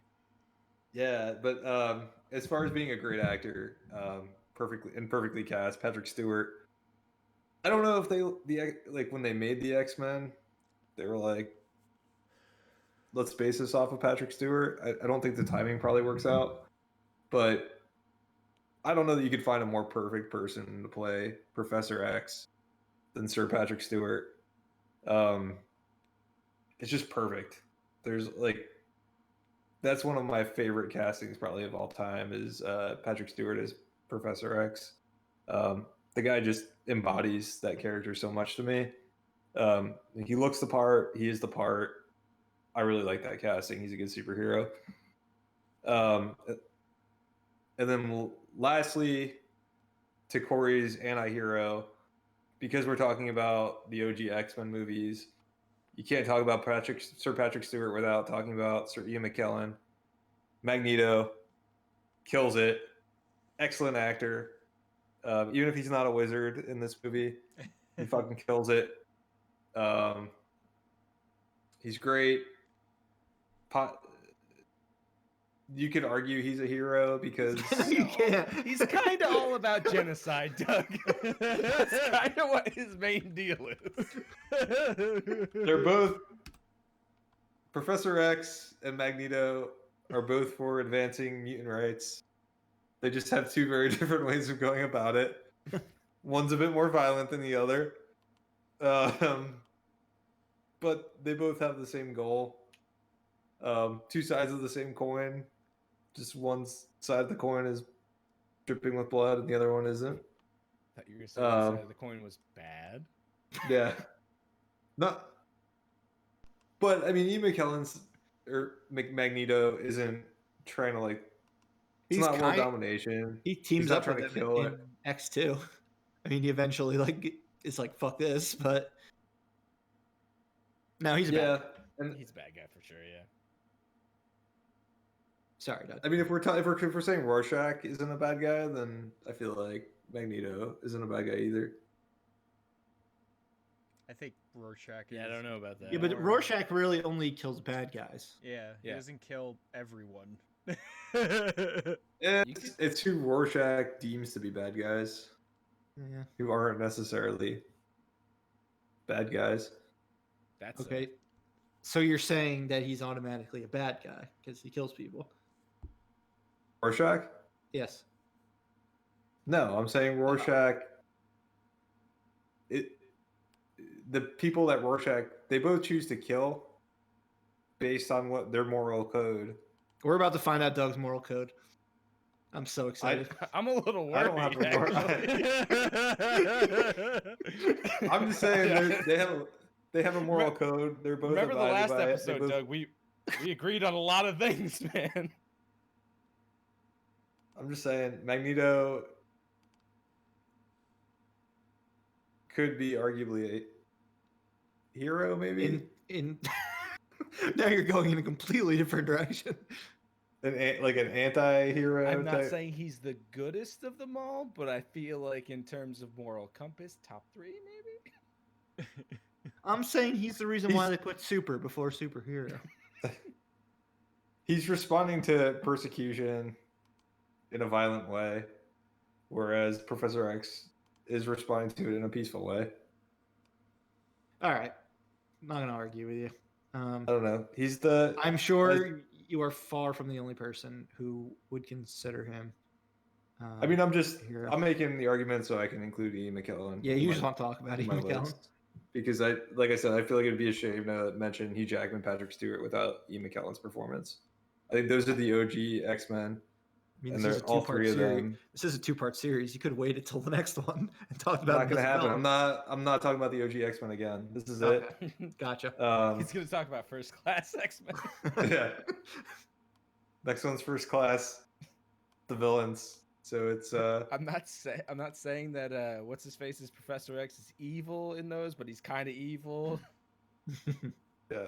We'll talk about Kevin Spacey. Superman Kevin Spacey? Yeah. I don't know what other superhero movies he's been in.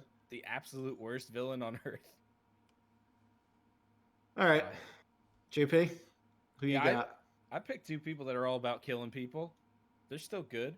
I went way back. I went OG with the Marvel movies, and I picked Wesley Snipes' Blade. Yeah. Because Wesley Snipes' Blade is fucking Blade.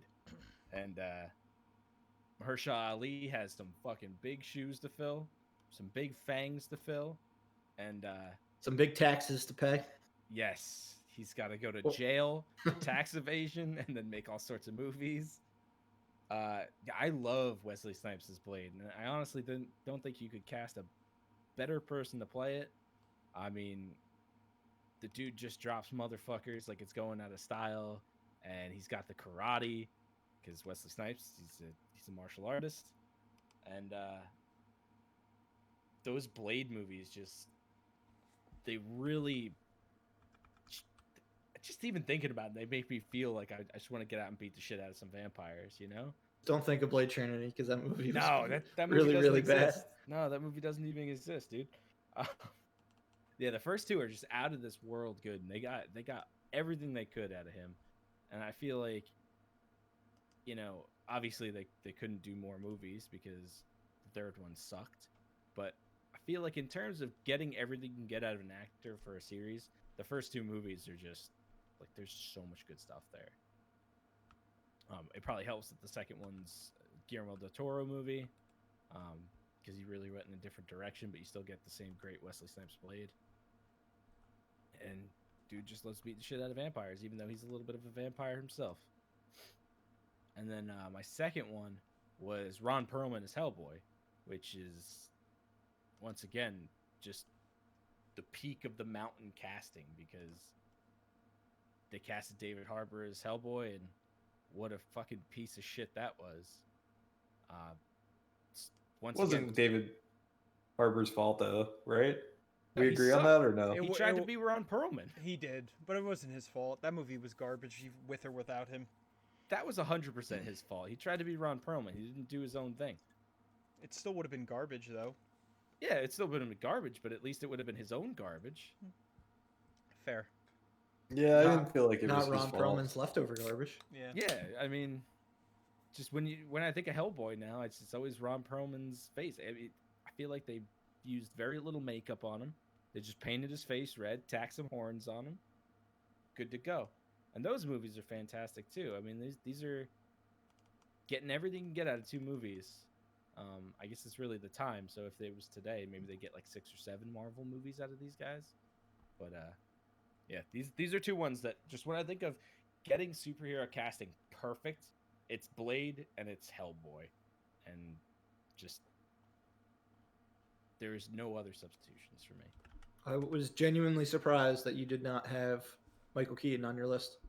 Yeah, I thought about the Batman thing, but I kind of went with some lesser knowns because the Batman thing's a little touchy. I know Keaton's up there for sure, but I don't know. It's a little 80s, Fair. fucking 80s style. But I like that he's short and he's Batman. Gives me a fighting chance, you know. Exactly. All right. Then for my picks, I went with well, I have three, and for three different reasons. The first one was a comic book hero that I had no familiarity with prior to seeing the films, but the performance has just blown me away each time he's played the role. And it was Dave Bautista as Drax the Destroyer in the Guardians films and the Avengers films as well. So basically, I mean, I knew Batista as a wrestler, but I did not expect him to have like any sort of a Dwayne Johnson charisma once he went on the into movies. But dude, anytime this guy says basically anything in these movies, it has me in stitches. Um, I just think he's one of the funniest like deadpan actors working right now. Um, so I don't know if it's remotely accurate, but I love the performance. I don't think anyone does. I feel like Drax is a very unknown character. But Yeah, I guess the only one who'd be able to answer that would be Corey. Yeah. I think what No, I've go seen, ahead. it looks like he's not supposed to be a funny character. No, not at all. So I guess it's not true to the comic. So it's not an accurate portrayal, but I love the portrayal. But it's hilarious. Yeah, it's hilarious to go that route. He's so the personality is dead on, but the way they make him so like deadpan and like just the punchline of a lot of jokes is not how he is. He's not like completely just like oblivious to everything that's going on around him. Gotcha. He's just more of a like a stone cold killer. He's not really comedic. So I guess Gotcha. they took bits and pieces. I guess James Gunn took like the character and then tried to fit him into like, you know, his type of style of writing, which makes sense. But yeah, I mean, it's faithful, I guess, to an extent, but it's kind of his own brainchild. Fair. All right, and then the next one is one that I was familiar with the character, but I just was not expecting to love the character as much as I did by the end of his run, and that is Chris Evans as Captain America. What I think I was expecting from him was more of a goody two shoes Superman type character, and they really kind of had major growth with him throughout his entire arc in the MCU, from first Avenger to Endgame, and just seeing that growth and the character change as much as he did. I would have expected to be fully like Team Iron Man by the time they did Civil War, based on how much I loved Robert Downey Jr. in the original Iron Man film and in the Avengers. But by the time we got to Civil War, I was 100% Team Cap, just from how great he was in Winter Soldier, particularly Winter Soldier, but also the Avengers. So yeah, by the time that series ended, well, not the series, but by the time we got to Endgame, his arc was the one that I cared about the most, ending strongly. And they just, I mean, obviously I'm not alone, because when he grabbed Mjolnir, or when he shows up in Infinity War and catches the spear, those were two of the largest reactions of either of those films. So I'm definitely not alone with loving this performance. Chris Evans just nailed it, especially after he did give a good performance in the Fantastic Four movies as Human Torch. So he's kind of 2 for 2 with nailing his characters. I think my reaction to him grabbing Mjolnir was described as embarrassing. Yeah. I will not say who was with me at the time, but maybe my wife. But I think the word embarrassing was used. What a great payoff! Yeah, I think that was like the most giddy I've ever been in a movie theater. My God, so good. And that's why I miss movie theaters. Things like Endgame. Yeah. All yeah, right, that and then was definitely an event. Yeah. And then my last one is a superhero that I was incredibly familiar with and had the highest expectations for after Michael Keaton had already played the role, and that's Batman. This is kind of a controversial one because not everyone loves Christian Bale's portrayal, but I love it, as cheesy as he is in some parts of them. I think he does Bruce Wayne incredibly well, and that plays a major reason why I have him on this. And I love his entire arc over the 3 films. Yes, he is very, very gravelly voiced and kind of just kind of unintelligible. You can't really understand what he's saying at points in The Dark Knight and The Dark Knight Rises in particular. But I just love that performance. I could watch those movies any day, and it's not even just for. He's overshadowed by some of the supporting characters, whether it be Gordon or Alfred, even in some of them, or Two-Face or the Joker. But he stands his own in all 3, and you root for him throughout that series, or at least I did. So yeah, those were the 3 I had. Yeah, I can't say I love Bat Bale that much, but you definitely root for him. I was definitely worried he was going to blow up with that bomb at the end of Dark Knight Rises. Yeah, Christopher Nolan got us. He did. I was genuinely worried. Or Good maybe thing Alfred's just senile. Good thing atomic blasts don't travel very far. Once you get underwater, safe. Trust me, I'm a scientist. That's all that matters. You Radiation. only gotta get like radiation 2 doesn't inches matter underwater. anymore. You're good. I'm If glad like that your that toes worked sticking out. up, you're dead. Your whole body just gone. Yeah, I'm glad like the wind couldn't have blown the radiation back to Gotham. Well, the wind was going in the opposite direction. Of course. Bruce made sure to look at weather patterns before going on that fateful. I think ride. Alfred was senile at the end. I don't think he actually saw him. I mean, he spent half the second movie rambling about a tangerine, so he was probably already starting to go off the deep end a little bit. You're like, Alfred, you were never in Burma, you son of a bitch. You moved from London to Gotham in like 1945. You've never been to Burma. And as always, we will use an opportunity to make fun of the Dark Knight trilogy if possible. I'll go to my grave doing it. We do it because we love them. Yeah. Yeah.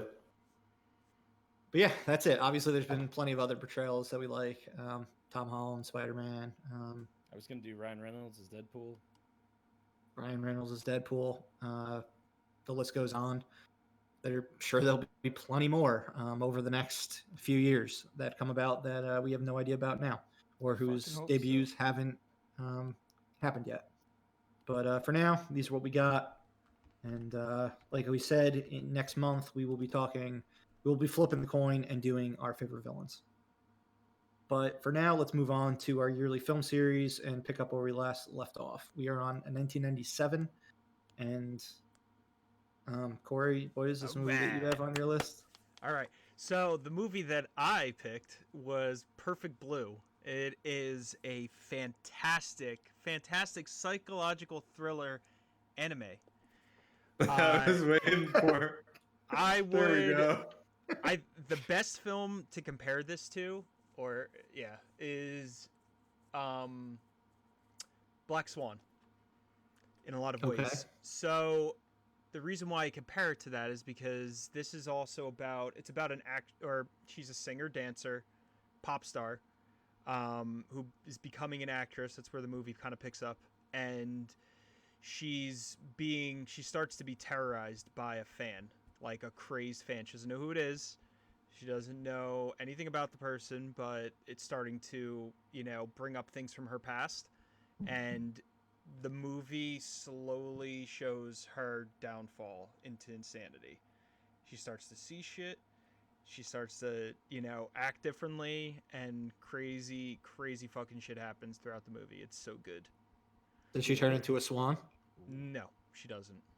She Are doesn't. there anime titties in this movie? Yeah, if I remember correctly, yes, there are. Because that's what Google Images is. Yeah, sure. I'm pretty sure there are. It's been a while since I've seen It's just it. a lot of results for Pornhub. Anime titties. It's been a while since I've seen it, but it's definitely it's up there with, the best feature, I think, best like anime feature films. It's fucking crazy. And it's like Black Swan, just as the movie goes on, it just gets more and more insane until it crescendos at the end. So when I was looking at 97 and I saw this, I was like, oh my god, I have to pick it. So yeah, it's a good movie. I recommend it. All right then. Doug, you have a cartoon as well. I do too. Yeah. A little less of a psychological thriller, more of a feel-good Disney movie. Aw. I picked Disney's Hercules. Just a fun movie. I enjoy it. I think all the songs are really good. Dude, this- Danny I mean, DeVito, man. You do have Danny DeVito. I don't. Is that character what made you lift weights like in high school and college? You want to just go from zero to hero like Hercules? No, but if I said that, would it make it more compelling of a It would have. discussion if I'm just like, yeah, I was just like, I can go the distance. Exactly. You're just motivated by him. Every time you No. lift weights, you'd be listening to the soundtrack. No, it was just. I like that. I like the movie. I think it's a good story. It's quick enough. I don't know who's the actor that plays Hades. James Woods. James Woods. I feel like that was a good casting. That was fun. Good. Yeah, he's played him multiple times after that too. It was a very strong casting choice. Yeah, so you have him and Danny DeVito. It's just like a good feel-good story about this guy that is a clumsy guy that wants to be a hero, and the hero's journey to get to where he wants to be, and he happens to have an advantage that nobody else would have, and that he's half god. And so you can never aspire to be like Hercules because you're not half god. So That's true. It's kind of fucked up. it's not like the Batman story where it could be anybody, but it's still kind of a feel-good journey. It's more of the Thor story. Yeah, and like I said, the music, I really enjoy the music. I think they really do a good job. They've got the choir singers Yeah. throughout who just like, it's fun. They do a good job. Yeah, I it's a hadn't seen this solid. movie until like 2 years ago. Really, Yeah. The only thing I know about this movie is when it was released, McDonald's put out a triple cheeseburger. That made my day. Really? the Hercules burger. Jesus. Yeah, it was a strong '90s Disney movie. Wasn't like the best one, but it was a very enjoyable one. Yeah, like I could sit down and watch that any day, and come away happy. Probably singing those songs in my head. It's good music. There's music in Perfect Blue too. Just to let you guys know. It's probably So not as feel good. They have so many similarities. Yeah. It's basically the same movie. Corey and I basically picked the same movie. If you've seen Hercules, you've already seen Perfect Blue. And vice versa. There you go. Oh man. All right, JP, you got Yeah, National Lampoon. Yeah, it's Christmas time, so I figured we'd talk about the best vacation movie there is. And that, of course, is Vegas Vacation, not Christmas Vacation.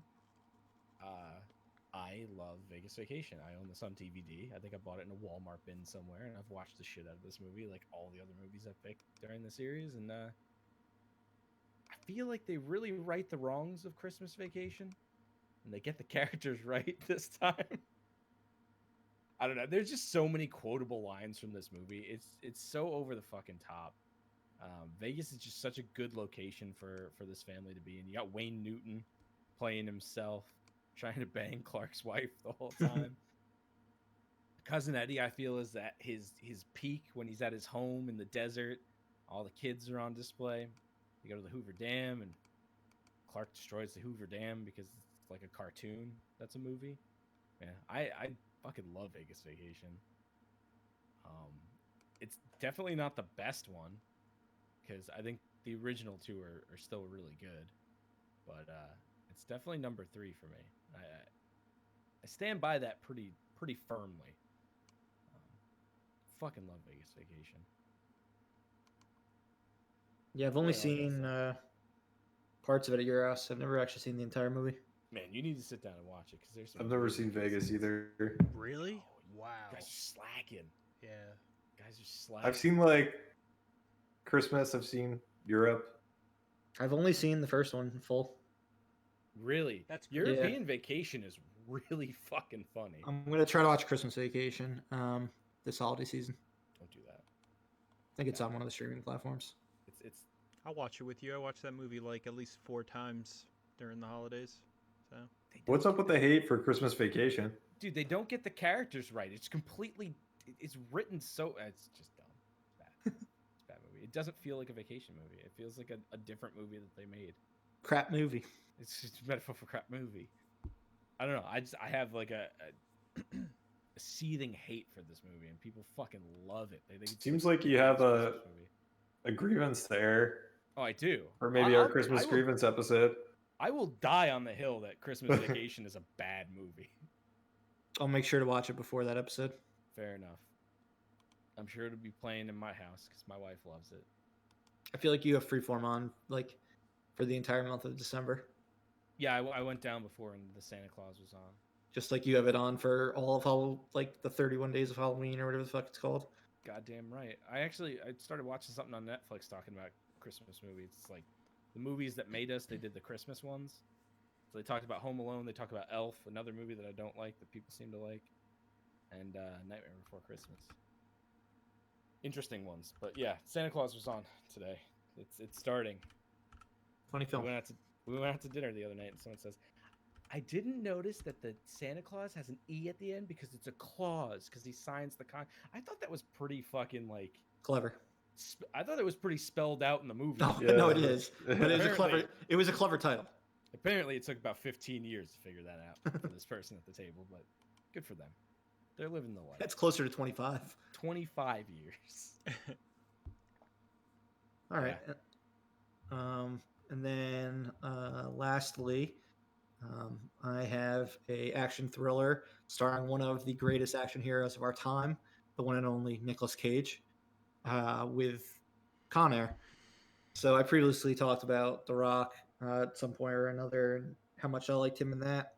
But oh man, Con Air, that's just his performance is another level. Talk about one of the greatest accents in movie history.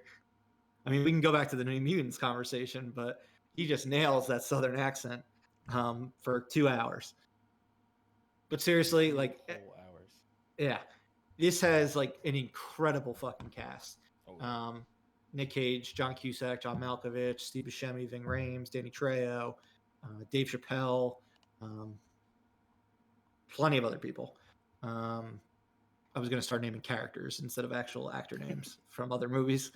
But yeah, just an awesome action movie. Basically just dealing with prisoners on a flight across the United States, and the prisoners take the officers and everyone else on the plane hostage, and they're running amok. But basically every actor gets their chance to chew the scenery. gets a very like discernible, distinguishable characteristics. So like they're very defined, each of them. And it's just a blast. I mean, great action scenes, very funny, way better than it had any right to be. But it's right in the heart of Nick Cage, action star in that mid to late '90s period. And yeah, if I have to compare this and Face Off, I will take Con Air any day over Face Off. Wow. Is it because of his long, luscious, flowing locks in the movie? Definitely. That's mostly what it has to do with. He's just so damn dreamy, and he has to put the bunny back in the box. Put the bunny back in the box. Yeah, I never got this movie, honestly. It's pretty entertaining, but not a Nicolas Cage guy. Yeah, Malkovich was like fucking intimidating in this movie. Yeah, Cyrus the Virus. I think this is the only movie I'm actually intimidated by him in, because he's kind of a goofy guy. But yeah, he plays like a completely different character than he usually plays in this. Yeah, he's menacing when he needs to be in this film.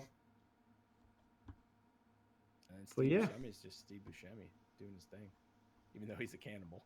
Yeah, exactly. He's supposed to be like the worst person on there, and they just make his character like comic relief essentially. Yeah. All right. But yeah, that's 1997. There are plenty of other movies in '97 that we'll cover when we get to our decade in review in a few weeks. But that is it for now.